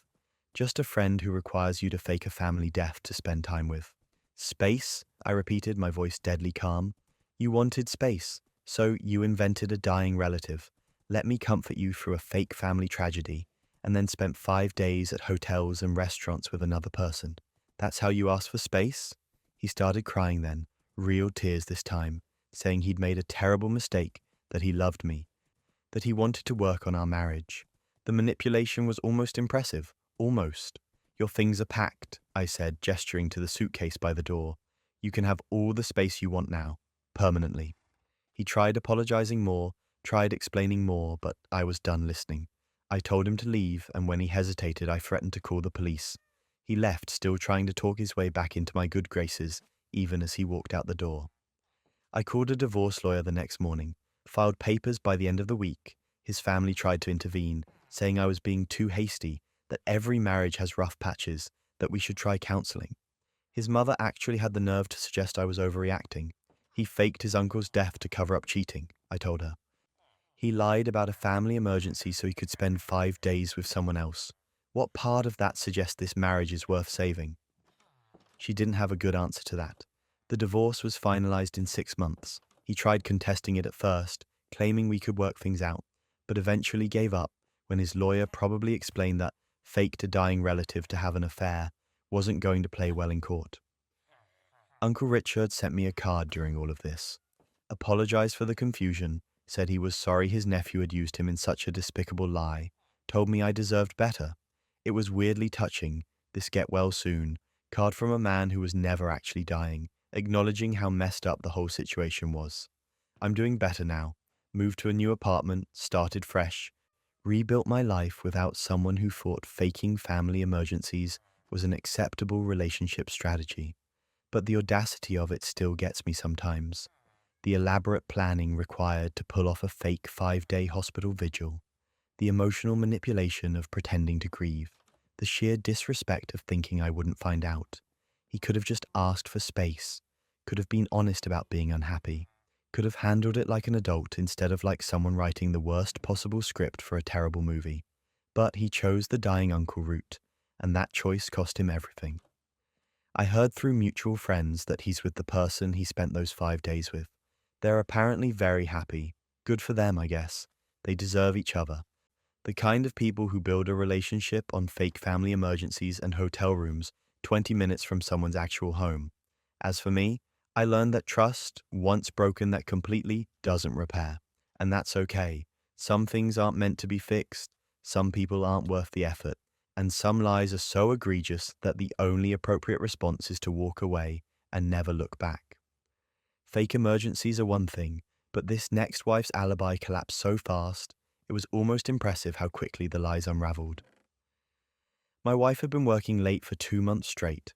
3 nights a week, sometimes 4, she'd come home around 10 or 11, exhausted, talking about this massive project her team was handling. Some kind of system overhaul that required all hands on deck, late hours, intense collaboration. I believed her. Why wouldn't I? We'd been married for 6 years, together for 9. She'd worked late before on big projects. This seemed normal.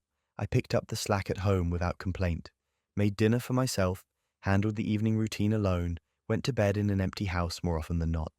She'd apologize, say it would be over soon, just a few more weeks. I'd tell her I understood, that I was proud of how hard she was working, that we'd celebrate when the project wrapped up. Then David called me, her co-worker David, except he didn't mean to call me. He'd mixed up our numbers somehow, probably because we're both saved in his phone with the same first name. I answered, and he launched immediately into a conversation clearly meant for his own wife. Hey, I'm heading out now. Office is dead, everyone left early today. Want me to grab takeout on the way home? I paused, confused. David, this isn't your wife, it's me. I said my name. From the contacts, I think you meant to call your wife. Oh God, sorry man. He laughed, embarrassed. I'm always doing that. These contact lists are impossible. No problem, I said, and I almost hung up. Almost.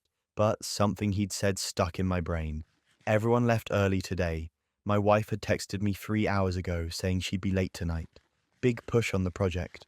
Wouldn't be home until at least 10. Hey, quick question before you go, I said, keeping my voice casual. How's the big project coming? My wife's been putting in crazy hours on it. There was a pause. What project? The system overhaul? The one that's had the whole team working late? Another pause, longer this time. I have no idea what you're talking about. We don't have any major projects running right now. Things have actually been pretty slow. Most people are leaving by 5:30 latest. My stomach dropped. I could hear it in his voice, he wasn't lying. He genuinely had no idea about any project requiring late nights, because there was no project. Must be thinking of something else, I said, my voice sounding distant to my own ears. Thanks anyway. I hung up and just sat there on the couch, staring at nothing. My wife wasn't working late.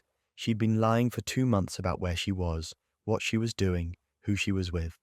The elaborate stories about deadlines and team meetings and system bugs were all fiction.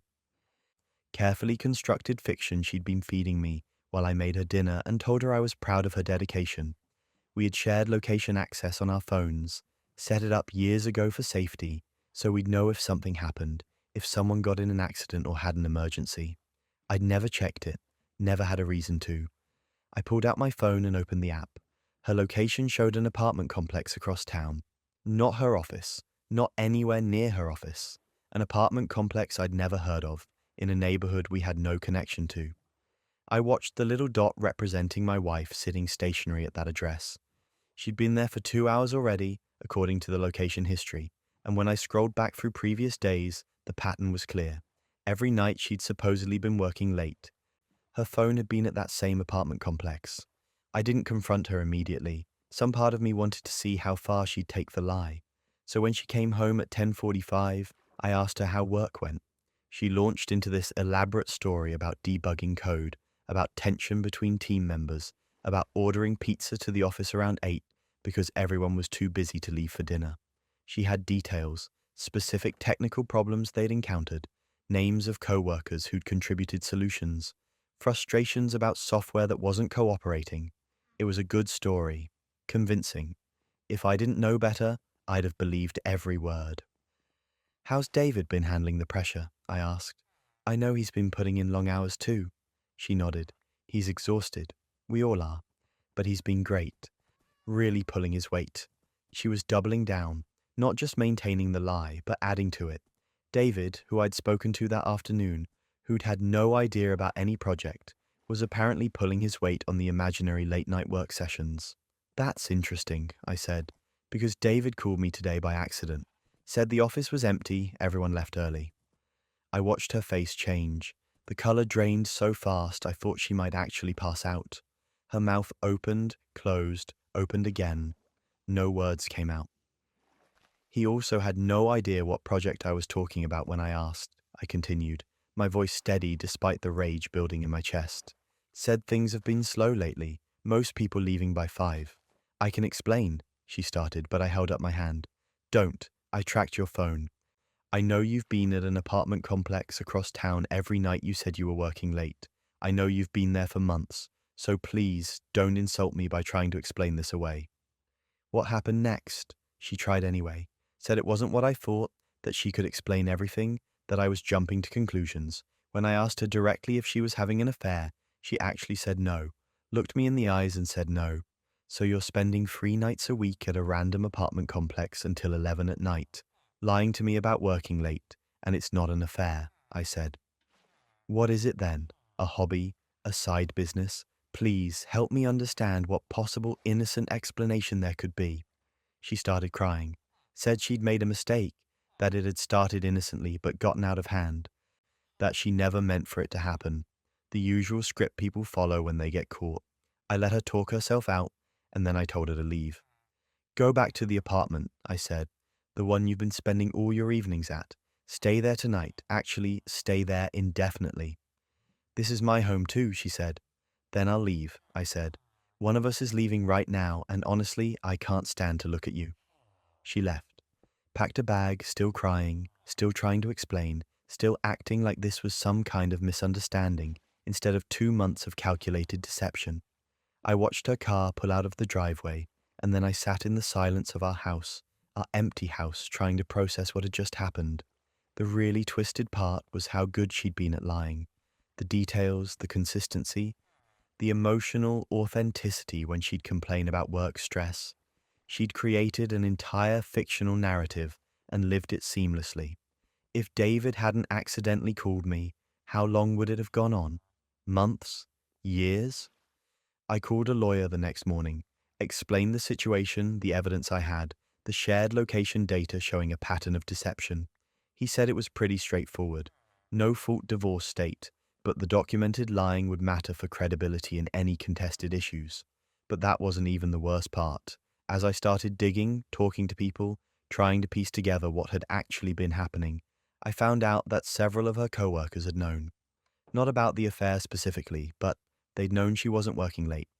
They'd seen her leave at normal hours, had been confused when I'd mentioned the big project at a company event months ago. They'd known she was lying to me and said nothing, decided it wasn't their place to get involved, to tell the husband being actively deceived that his wife was feeding him stories. The same way people always decide it's not their place, until someone like David accidentally makes a phone call and the whole thing unravels. I served her with divorce papers a week later. She tried to fight it initially, wanted counseling, wanted a chance to work things out. I asked her who the person at the apartment was. She wouldn't say. I asked how long it had been going on. She said 3 months, but I didn't believe her. Someone who lies that easily, that elaborately, for that long, doesn't suddenly become honest when caught. The divorce is moving forward. She's officially living at that apartment now, the one she'd been spending her evenings at for months. I'm in the house, packing up 6 years of marriage, trying to separate which furniture and belongings came from which side of the relationship. Friends keep asking if I'm okay, and honestly, I don't know. I'm angry, obviously, betrayed, but more than that, I'm disturbed by how completely I was fooled. She looked me in the eyes every night and lied, elaborate, detailed, convincing lies, And I believed every single one because why wouldn't I trust my wife? That's what gets me. Not even the affair, though that's awful enough. It's the systematic deception. The fictional project, the made-up co-workers' contributions, the fake pizza orders and debugging sessions. She built an entire alternate reality and maintained it for months. That takes effort, planning, a level of commitment to lying that I can't wrap my head around. David feels terrible, which isn't fair to him. He made an accidental phone call. If anything, I'm grateful. Better to know now than a year from now or 5 years from now, after wasting more of my life on someone who saw me as an obstacle to manage rather than a partner to be honest with. The lawyers are handling everything now. Division of assets, paperwork, all the administrative cleanup of a failed marriage. I signed the papers without hesitation. No part of me wants to salvage this. You can't rebuild trust after it's been that thoroughly destroyed. Sometimes I wonder if she regrets it. Not the affair, probably, but getting caught. If she wishes she'd been more careful, covered her tracks better, picked a different lie that didn't involve claiming her co-workers were working late when they weren't. If she's telling herself she would have ended it eventually, that she was planning to come clean, that this wasn't who she really was. But that's not my problem anymore. She made her choices, maintained them for months, and now she gets to live with the consequences. And I get to start over, older and significantly less trusting, but at least not married to someone who sees lying as a default setting.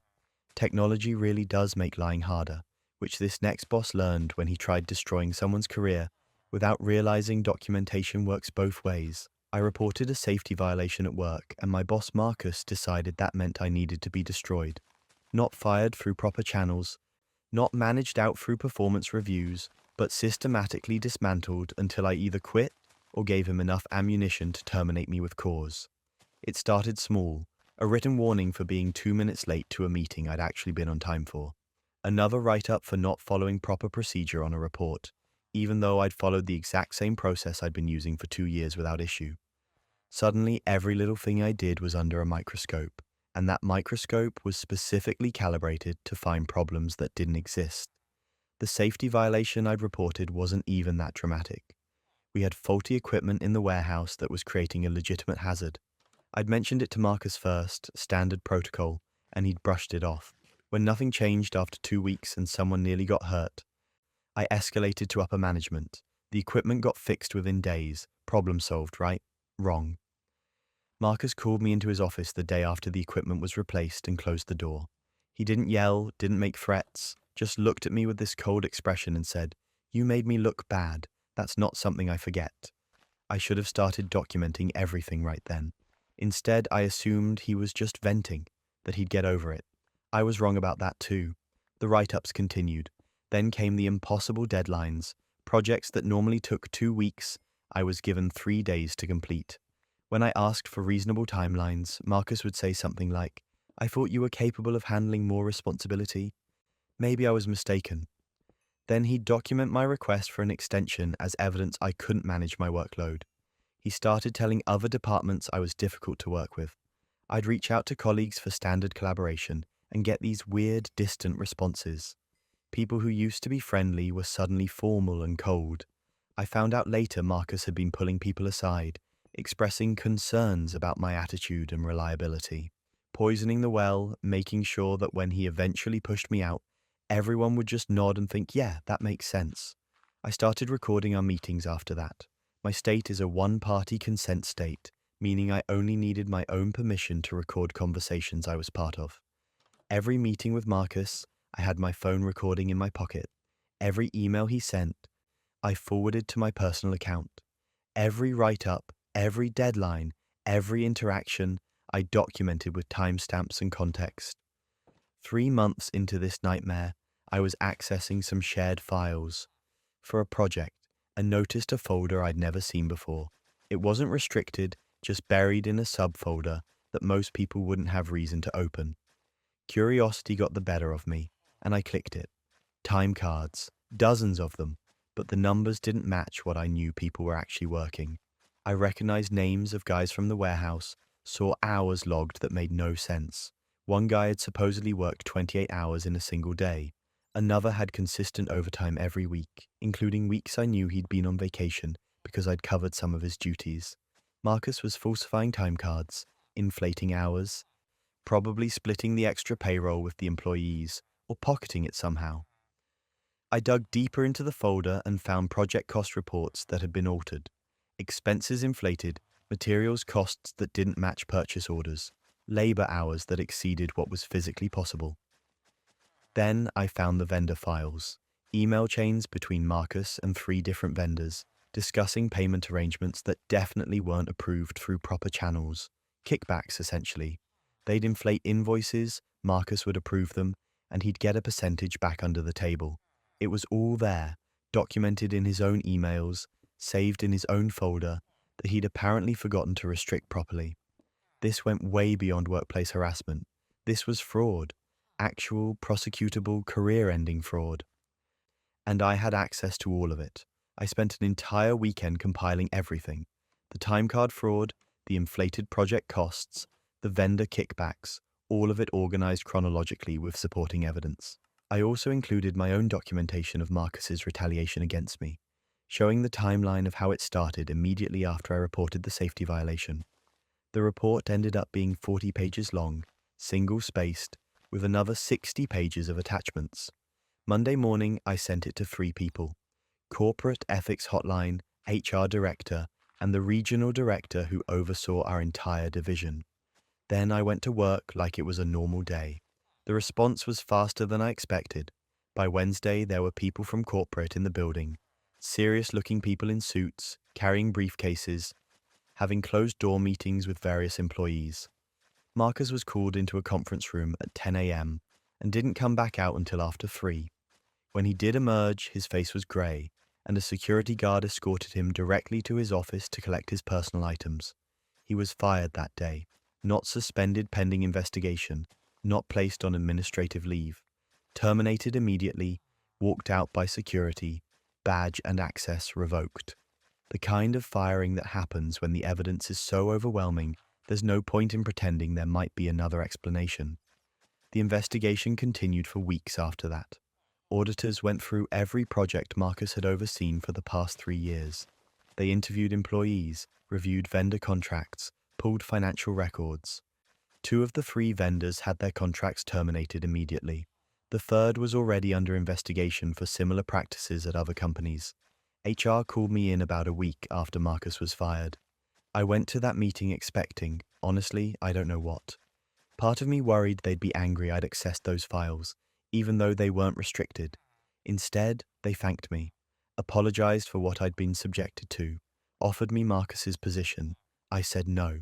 The thought of staying in that department, working in the same office where he'd systematically tried to destroy my career, was too much. Even with him gone, I couldn't do it. They understood and offered me a lateral transfer to a different department, with a raise and a formal apology letter for my personnel file, documenting that all of Marcus's write-ups had been retaliatory and were being expunged from my record. I took the transfer. New department, new manager, fresh start. The people there didn't know the drama, didn't have any preconceived notions about me being difficult or unreliable. It was like exhaling after holding your breath for months. The legal fallout is still ongoing. Last I heard, Marcus is facing criminal charges for the fraud. The company is dealing with lawsuits from the vendors whose contracts were terminated, though from what I understand, those vendors have their own legal problems and probably won't get far. Several employees who were involved in the time card scheme got fired as well. Though I don't know all the details, what gets me is how close he came to succeeding. If I hadn't stumbled onto that folder, if he'd remembered to restrict access, I might have eventually cracked under the pressure and quit.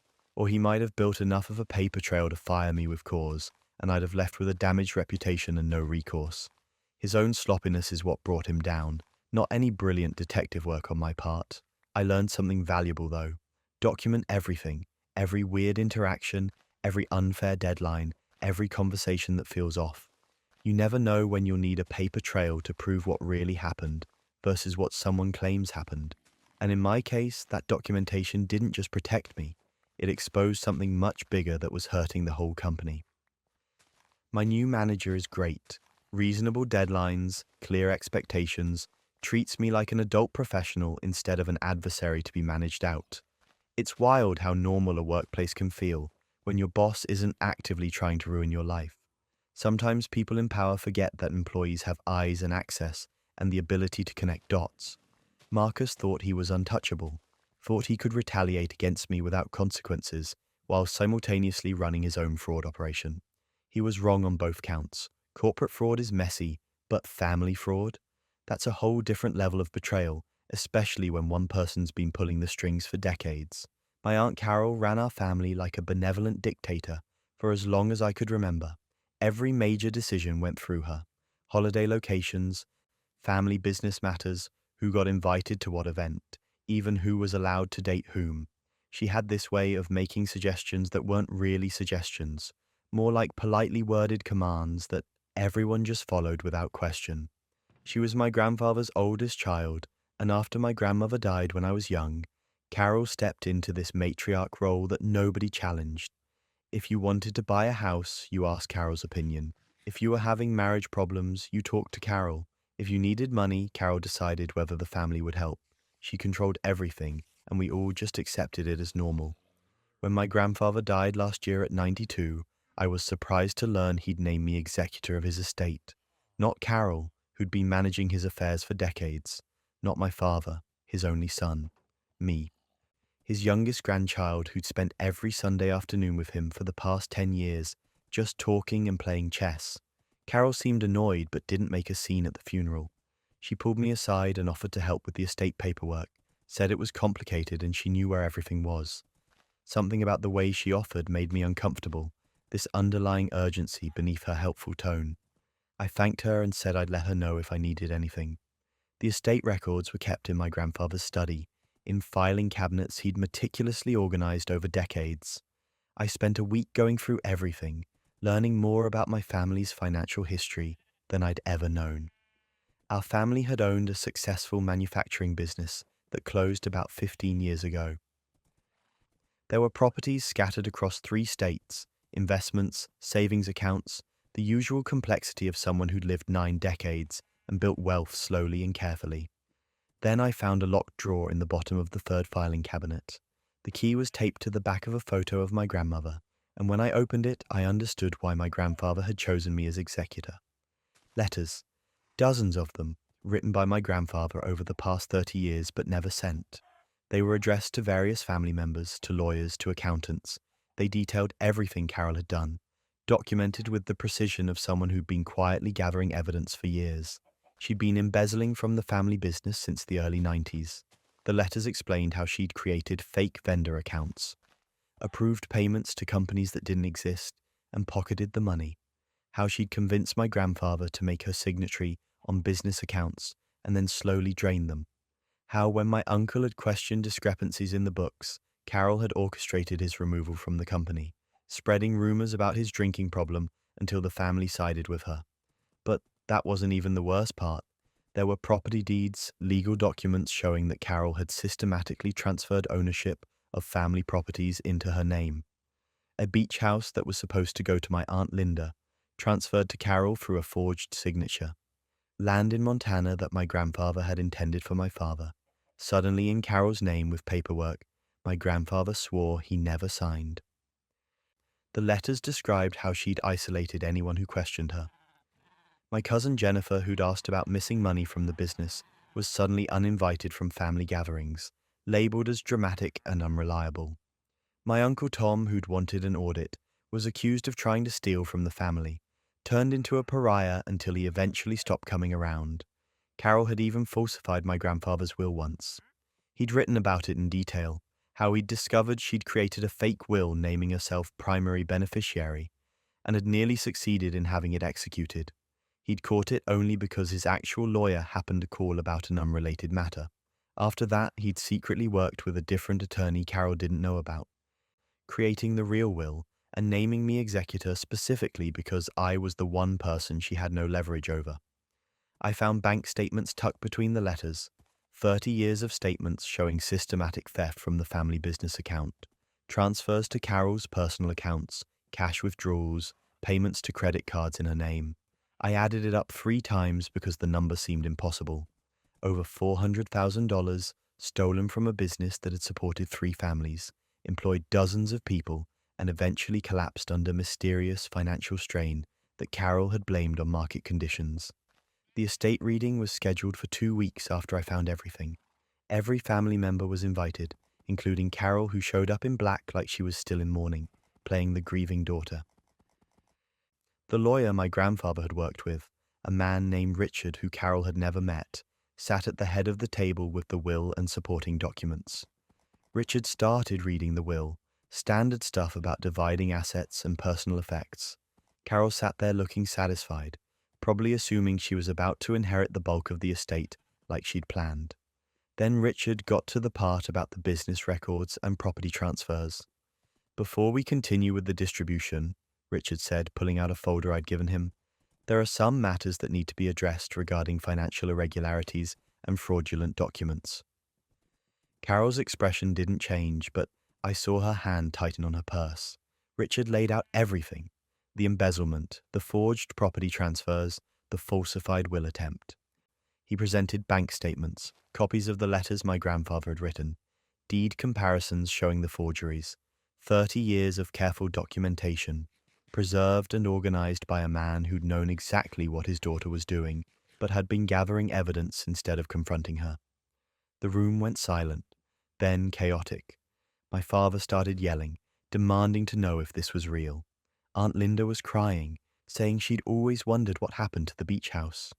Uncle Tom just sat there with this vindicated expression, finally understanding why he'd been ostracized. Carol tried to leave, just stood up and headed for the door like she could walk away from decades of fraud. Richard stopped her, positioning himself between her and the exit. He'd already contacted the police, he said. They were on their way. Everything in this folder was being turned over to law enforcement and the district attorney's office. That's when Carol finally dropped the matriarch act. She started screaming that my grandfather was a liar, that he'd been senile, that these documents were fabricated. She pointed at me and accused me of forging everything out of jealousy, trying to steal her inheritance. "Your inheritance?" my father said, his voice dangerously quiet. "You mean the inheritance you stole from all of us over 30 years? The police arrived before Carol could respond. Richard handed them copies of everything, explained the situation, and they asked Carol to come with them for questioning. She refused, demanded a lawyer, started crying, playing the elderly victim card. They arrested her anyway, led her out of the lawyer's office in handcuffs while she shouted about family betrayal. Things went from bad to unhinged after that. Half the family immediately turned on Carol, finally understanding years of missing money and lost opportunities. The other half, mostly her children and a few cousins who'd benefited from her largesse, claimed this was a misunderstanding, that my grandfather had been confused in his old age, that I'd manipulated him into changing his will and fabricating evidence. Carol's facing multiple fraud charges now: embezzlement, forgery, wire fraud. The district attorney is building a case that could put her away for years. Her lawyer is trying to argue she had permission for the business transactions, that the property transfers were gifts, that it's all a family dispute being criminalized. But the evidence is overwhelming. 30 years of methodical record-keeping by my grandfather, bank statements that can't be disputed, handwriting analysis on the forged documents, her own children's statements about properties and money they received from her over the years, money that came from the family business she'd been systematically draining. The beach house Linda was supposed to inherit? Carol had sold it 10 years ago and kept the money. The Montana land my father should have gotten? Subdivided and developed, profits going entirely to Carol, inheritance money that was supposed to be distributed among all the grandchildren? Gone, spent on Carol's lifestyle, her renovations, her trips to Europe. My grandfather's final letter, the one addressed to me, explained why he'd waited so long to act. He'd wanted to confront her, wanted to give her a chance to make things right, but he knew she'd just deny everything and turn the family against him. So he'd documented everything, built an ironclad case, and trusted that after his death the truth would come out without him having to destroy his daughter publicly while alive. I think about that sometimes, the choice he made to protect the family's future instead of having peace in his present.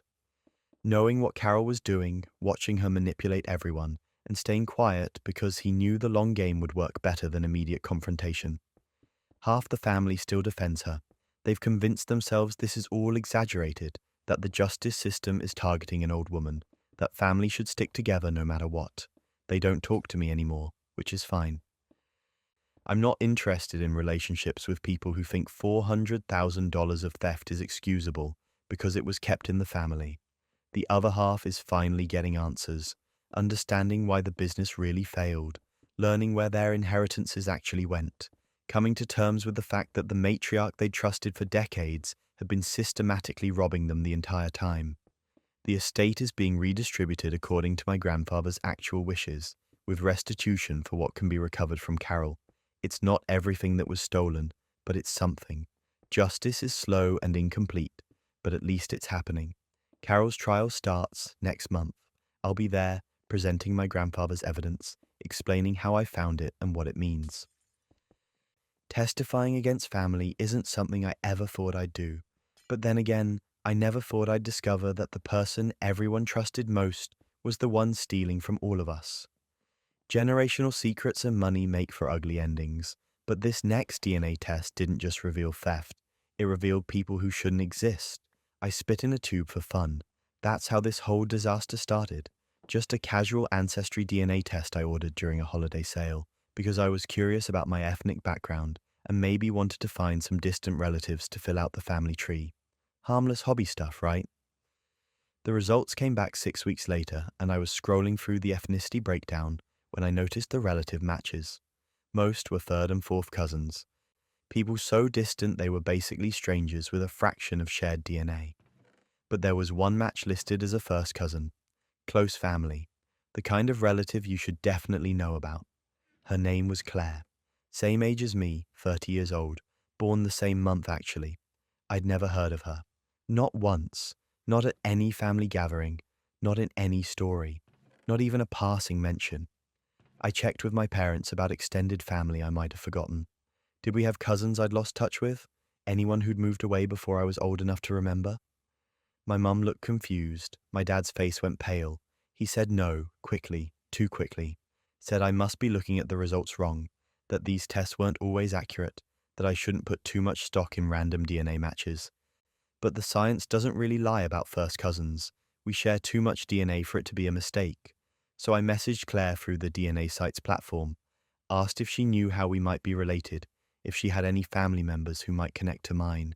She responded within an hour. She was just as confused as I was. She'd never heard of my family either. Her parents had never mentioned any relatives matching our family name. She'd actually reached out to her own parents the same way I had, and they'd had similar reactions. Confusion from her mom, visible discomfort from her dad. We decided to push harder. Claire called her dad and asked him directly. I did the same with mine, and slowly, painfully, the truth started emerging.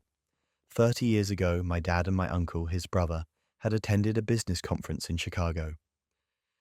3-day event, lots of networking, apparently lots of drinking. They'd both gotten involved with the same woman. Not at the same time exactly, but during that same conference and in the months after, they'd both been seeing her while traveling for work. Her name was Andrea. She worked in their industry, lived in Chicago, and apparently had a thing for brothers from out of town who were willing to cheat on their wives. Neither of my dad nor my uncle knew the other was involved with her. She'd kept them separate, scheduled carefully, played them both. Then she got pregnant. And here's where it gets absurd. She didn't know which brother was the father. Didn't want to know, apparently. She picked one randomly, my uncle, told him about the pregnancy, and demanded money to keep quiet and raise the child alone. My uncle paid. For 30 years, he'd been sending her money every month. Child support for a daughter he'd never met, never acknowledged, never told anyone about. Not his wife, not his brother, not his other children. Just monthly payments to keep Andrea and this secret quiet. That daughter was Claire. She'd grown up knowing her father sent money but never visited, never called, existed only as a monthly deposit and the occasional birthday card with no return address. Andrea had told her some story about him being married, about it being complicated, about how they had to keep things secret for everyone's protection. Claire had believed it because what else do you believe when you're a kid? But as an adult, she'd wanted answers, wanted to know her family history, her medical background, her roots, so she'd taken the same DNA test I had. looking for the same harmless information I'd been after. Instead, we both got a nuclear bomb dropped on our families. When the full truth came out, when both families finally sat down and pieced together the timeline and the lies, everything fell apart. My mum filed for divorce immediately, not just because of the affair 30 years ago, though that would have been enough, but because my dad had known about Claire, had known his brother was paying off a woman they'd both slept with, and had kept that secret for 3 decades, had looked my mum in the eye every day for 30 years while hiding something that massive. Claire's mum, my aunt I guess, did the same thing, filed for divorce, moved out, wouldn't even discuss reconciliation. The affair was bad enough, but the secret child and the decades of lies and the monthly payments that had come out of their joint accounts without explanation, all of it was too much. But that wasn't even the worst part. About 2 weeks into this family meltdown, Andrea came forward, actually contacted both families and asked to meet.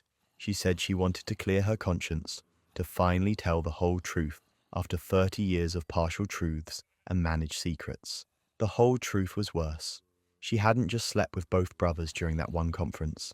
She'd been involved with both of them for over a year, deliberately, knowingly, playing them against each other for her own entertainment and financial benefit. She'd gotten pregnant and genuinely hadn't known which one was the father. Still didn't know, had never bothered to confirm with a paternity test. She'd chosen my uncle to tell because he seemed more financially stable, more likely to pay without asking too many questions. And she'd been right.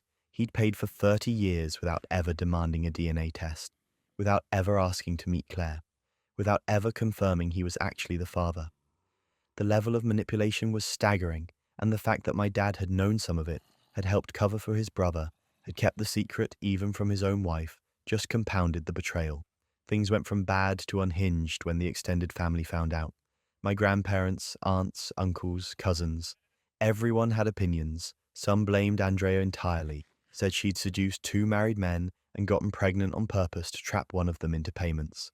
Others blamed my dad and uncle for being unfaithful in the first place, for creating the situation Andrea exploited. Family reunions became impossible. People took sides.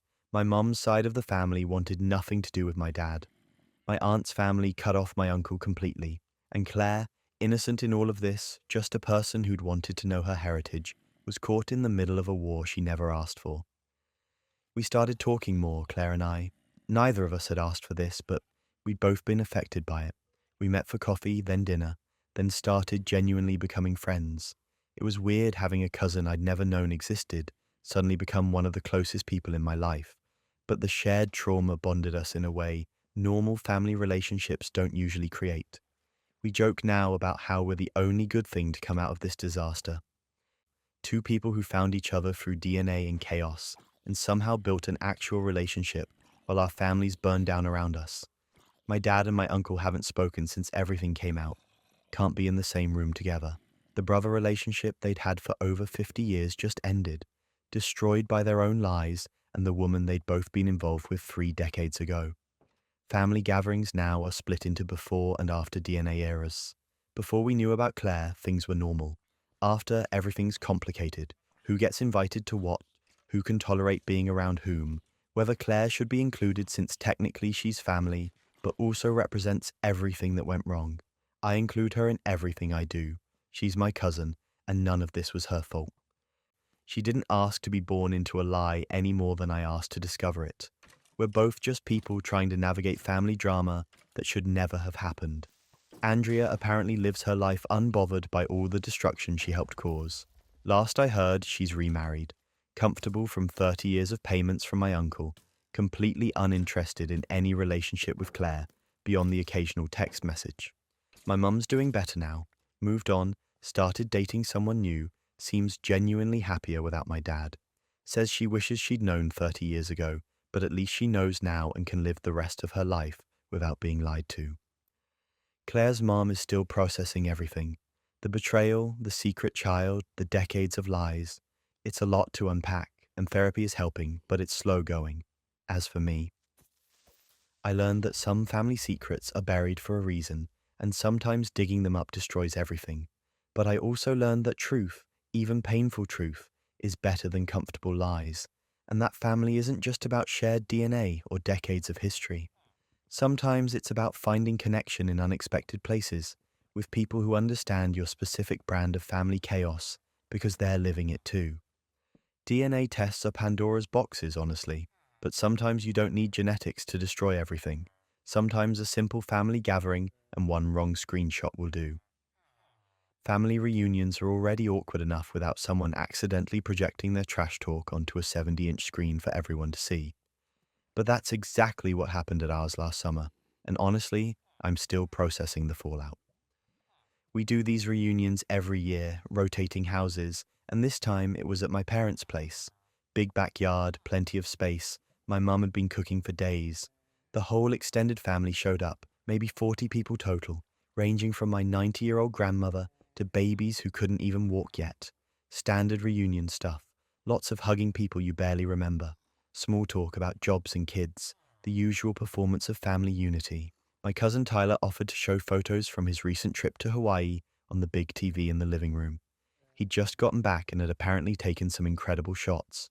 Everyone gathered in the living room after dinner, settling into couches and chairs, ready to ooh and ah over sunset beaches and tropical drinks. Tyler pulled out his phone and started the casting process, connecting to my parents' TV. We all watched the screen as his phone mirrored onto it, waiting for the photos to load. Except instead of opening his photo app, he accidentally tapped his messages, and there, in full high-definition glory, was a group chat titled Reunion Roast. The preview showed the most recent message from my Aunt Sandra, sent about 2 hours before we all sat down to dinner. Surviving so far, but Linda's dry chicken is testing me. Linda, my mom, who'd spent 3 days preparing that meal. Tyler's face went white. He started frantically trying to disconnect his phone, tapping at the screen, but he was panicking and couldn't figure out which button to press. And in those few seconds of chaos, we all saw more messages scroll into view as the chat updated in real time. Is it just me, or has Tom gotten even bigger? From my uncle's own brother, talking about my Uncle Tom, who was sitting right there in the room. Grandma asked me the same question 3 times today. The dementia is getting bad. From Tyler's sister, about my grandmother who was literally sitting in her favorite chair 5 feet from the TV screen. 2 more hours and I can fake a headache and leave. From my cousin James, who told us all how excited he was to be here. My brother, who's always been quick with technology, had his phone out and screenshot the TV screen before Tyler finally managed to disconnect. The damage was done though. We'd all seen it. The group chat name, the preview of messages, enough to know exactly what had been happening. The room went completely silent. You could have heard a pin drop on carpet. Tyler was stammering apologies, saying it wasn't what it looked like, which was a bold claim considering we'd all just read exactly what it looked like. My mum stood up and walked to the kitchen without saying a word. My Uncle Tom just stared at the blank TV screen. My grandmother looked confused, asking someone to explain what just happened, which somehow made it worse. How many people are in that chat? My dad asked, his voice very calm and very cold. Tyler didn't answer. My brother pulled up his screenshot, zoomed in on the member count visible at the top of the group chat. 12 members, 12 people out of the 40 at this reunion, had been in a private chat specifically dedicated to mocking the rest of us. And here's where it gets absurd. Tyler tried to defend it, actually tried to explain that it was just venting, that everyone complains about family sometimes, that we were taking it out of context. Like there's some context where Linda's dry chicken is testing me, or jokes about your grandmother's cognitive decline are acceptable things to say. My brother, bless him, asked Tyler to open the chat and scroll up. Show us the context. Tyler refused, said it would just make things worse, which told us everything we needed to know about what else was in there. People started leaving. Not dramatically, not with big announcements, just quietly gathering their things and saying they needed to get home. My Aunt Karen, who apparently wasn't in the group chat, asked her daughter point blank if she'd been part of it. Her daughter admitted she had been. They left separately. My grandmother started crying, not loud sobbing, but quiet tears running down her face. And that's when my mum came back from the kitchen and asked everyone in the reunion roast chat to leave her house. Just straight up told them to get out. Tyler tried apologizing again, but my mum wasn't having it.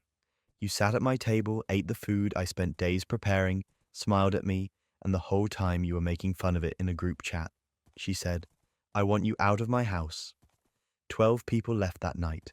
The remaining family members sat in this awful silence, trying to process what had just happened. Someone asked to see my brother's screenshot, and he passed his phone around. We could only see a few messages, but they were enough. Weeks of lead up to the reunion, weeks of complaints about having to attend, jokes about dodging conversation with certain relatives, commentary on people's appearances and habits and personalities. My Uncle Tom found out his own siblings had been mocking his weight. My aunt discovered her kids had been complaining about her being controlling.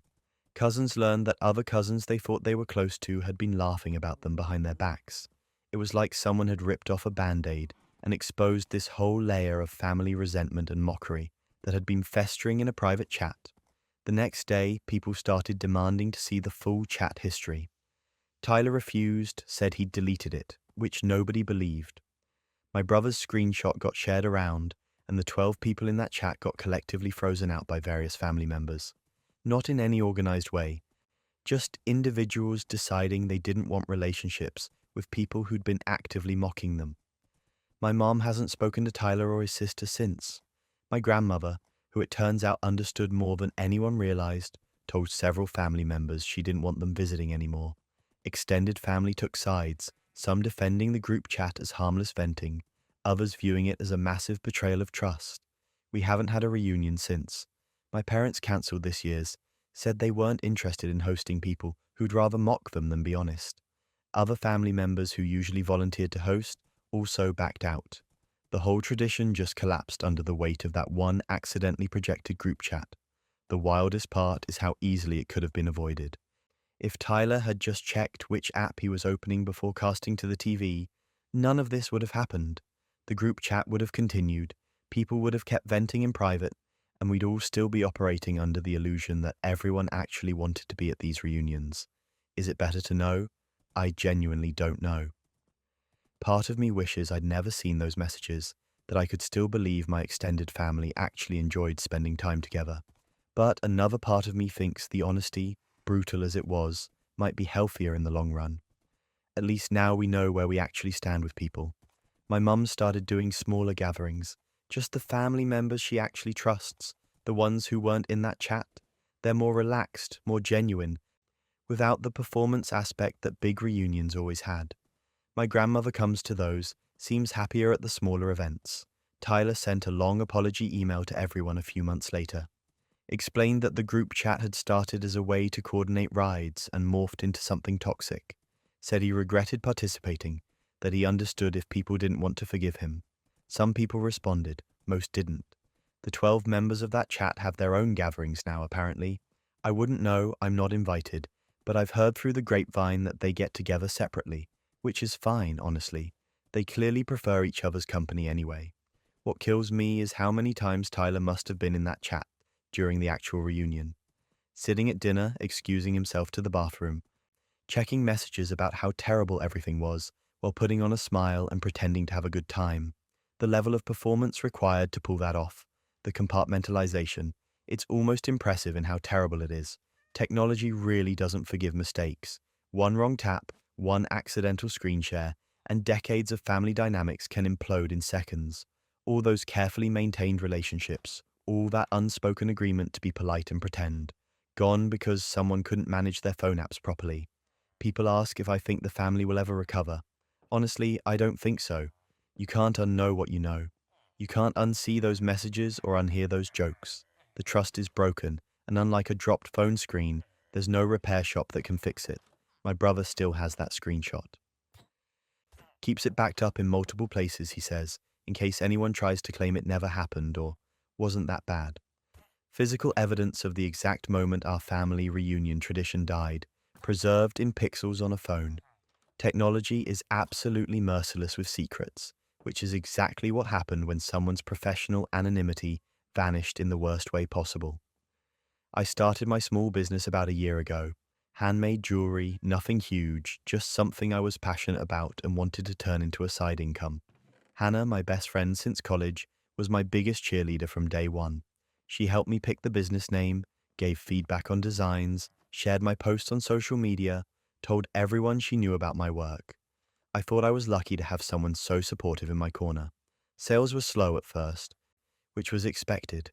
I was learning as I went, figuring out pricing and marketing and all the business aspects I had no experience with. Hannah was there for all of it, listening to me stress about whether my prices were too high, whether my designs were good enough, whether anyone would actually buy what I was making. She'd reassure me, tell me I was doing great, that it just takes time to build a customer base. About 6 months in, I started noticing negative comments on Twitter about small businesses in my niche. There was this one account in particular that seemed obsessed with calling out what they considered overpriced or low quality work. I didn't think much of it at first. The internet's full of critics and they weren't mentioning me by name. Then a mutual friend, Emily, sent me a direct message with a link. "Is this about you?" she asked. The tweet from the anonymous account said something like, "Saw another amateur trying to charge premium prices for basic wire wrapping. The audacity of these hobby crafters thinking they're real jewelers." The description matched my work exactly. I made wire-wrapped jewelry. My prices were higher than some competitors because I used quality materials and spent hours on each piece. And I'd recently had a conversation with Hannah, privately, about feeling insecure about calling myself a jeweler when I didn't have formal training. I clicked on the account profile. No name, no photo, just a generic avatar and a bio that said, "Calling out mediocrity in the handmade space." I scrolled through their tweets. There were dozens of posts over the past few months, and the more I read, the more my stomach sank. Overpriced trash from people who watched one YouTube tutorial. That was almost word for word what I'd told Hannah I was afraid people thought about my work. These amateur sellers don't understand basic pricing strategy, just slap random numbers on things. I'd vented to Hannah about struggling with pricing strategy. Using cheap suppliers and charging boutique prices, it's basically a scam. Only Hannah knew who my suppliers were. The account wasn't directly naming me, but it was clearly about me. Details that only someone close to my business would know. Insecurities I'd shared in private conversations. Specific critiques that matched things Hannah and I had discussed. For months, this account had been tearing apart my work and my business decisions to an audience of several thousand people. I felt sick. This couldn't be Hannah. She was my best friend. She'd been nothing but encouraging, but the more I looked at the account, the more evidence piled up. It followed several very specific, niche interest accounts that I knew Hannah followed. Indie folk bands I'd never heard of until she introduced me. A specific sustainability advocate, a local coffee roaster in her neighborhood. Then I found tweets about events. A farmer's market the account mentioned visiting that Hannah had posted about on her Instagram the same day. A pop-up shop at a bookstore that Hannah had told me about. A craft fair where the account had tweeted criticisms of various vendors, including descriptions that matched booths I knew Hannah had walked past because she'd sent me photos. The anonymous account was Hannah, my best friend, my biggest supporter to my face, was secretly running a Twitter account dedicated to trashing my business and everything I was trying to build. I didn't confront her immediately. Part of me still couldn't believe it, needed absolute proof before I destroyed a friendship over what could somehow be a coincidence. So I set a trap. I told Hannah, and only Hannah, about a fake collaboration opportunity. Said a local boutique wanted to carry my jewelry and had asked for an exclusive design. I made up specific details, the boutique's name, the type of piece they wanted, even the price point they'd suggested, all fake, all traceable only to this one conversation with Hannah. Then I waited. Less than 3 hours later, the anonymous account tweeted, "Heard through the grapevine that Amateur Hour is getting boutique placement. Can't wait to see overpriced wire wrapping in an actual store. This should be entertaining." There it was, absolute proof. Information that only existed in my conversation with Hannah, posted by the account that had been systematically criticizing my work for months. No more doubt, no more benefit of the doubt. Hannah was behind it. I screenshot everything, the tweets about my work, the ones mentioning events she'd attended, the one about the fake collaboration. I compiled them into a folder, my hands shaking with anger and hurt. Then I called her, asked if she could meet for coffee. She agreed immediately, sounded happy, asked if I wanted to celebrate the boutique opportunity. The audacity of asking about the fake collaboration she'd already tweeted about from her secret account was almost impressive. We met at our usual coffee shop. She ordered her regular drink, chatted about her week, asked how business was going. I let her talk, let her play the supportive friend role she'd been performing, while simultaneously trying to destroy what I was building. "I found your Twitter account," I said, cutting off her question about my latest design. Her face changed. Just for a second, this flash of panic before she composed herself. "What Twitter account? I barely use Twitter." "The anonymous one. The one that's been calling my work overpriced trash for 6 months. The one that somehow knows details about my business that only you know. The one that tweeted about the boutique collaboration I mentioned to you, and only you, 3 hours ago." She tried to deny it. Said I was being paranoid, that there must be other accounts criticizing small businesses, that I was taking things too personally. But I showed her the screenshots, the timeline of tweets matching our conversations, the niche interests, the events, the fake collaboration detail that proved beyond doubt she was the source. And here's where it gets absurd. When she finally couldn't deny it anymore, her defense was that it was just venting, and she didn't mean it. Like spending 6 months creating content specifically to tear down my business was just casual stress relief. Like sharing my private insecurities and doubts with thousands of strangers was just harmless expression. "You told me you supported me," I said, my voice calmer than I felt. "You helped me name my business, you shared my posts, and the whole time you were running an account calling my work amateur garbage." "I do support you," she said, tears starting. "I was just frustrated sometimes. You were always talking about the business, always stressed. I needed somewhere to express my own feelings about it." Her own feelings about my business that she had no stake in, no involvement with beyond what I chose to share with her as a friend. Her feelings were apparently that my work was trash, and I was delusional for thinking I could make it work. And instead of talking to me about it, or just distancing herself if my business talk was bothering her, she'd created an entire anonymous persona dedicated to publicly mocking everything I was trying to build. "We're done," I said. "I don't want an apology. I don't want an explanation. I want you out of my life." She tried arguing, tried crying harder, tried explaining that she'd delete the account and we could move past this. But some betrayals don't get moved past. You don't rebuild trust after someone spends half a year secretly working to undermine everything you're doing. I left her at the coffee shop and blocked her on everything. Phone, social media, email, all of it. She tried reaching out through mutual friends, but I told them what happened and most of them understood. A few tried the whole, maybe she was just jealous, or friendship is worth fighting for routine, but I wasn't interested.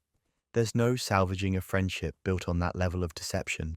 She did delete the Twitter account, probably worried I'd expose her publicly, but I'd already screenshot everything, saved it all. Not to post or share, just to have. Proof that my instincts were right, that the criticism I'd been seeing wasn't just random internet trolls, but someone I trusted using insider knowledge against me. The weirdest part is how much it messed with my head. I started second-guessing everything. Every doubt I'd shared with Hannah, every insecurity about my work or my prices or my skills, had been turned into ammunition for her anonymous account. Things I'd said in confidence, in moments of vulnerability, had been broadcast to strangers as proof that I was delusional and my business was doomed to fail. I almost quit, almost shut down the whole business because if my best friend thought it was trash, maybe everyone else did too. But then I got angry instead, used that anger as motivation, refined my designs, improved my marketing, raised my prices because I realized I'd been undervaluing my work, partly due to the insecurities Hannah had been reinforcing. Business actually picked up after I cut her out. Maybe it was coincidence. Maybe it was because I stopped listening to someone who was actively rooting for me to fail, while pretending to be supportive. Either way, sales improved. I got real boutique interest, not fake stories to trap anonymous critics. Started getting custom orders from people who appreciated my work and were willing to pay what it was worth. I saw Hannah a few months later at a mutual friend's birthday party. We didn't speak. She tried to approach me once, but I just walked away.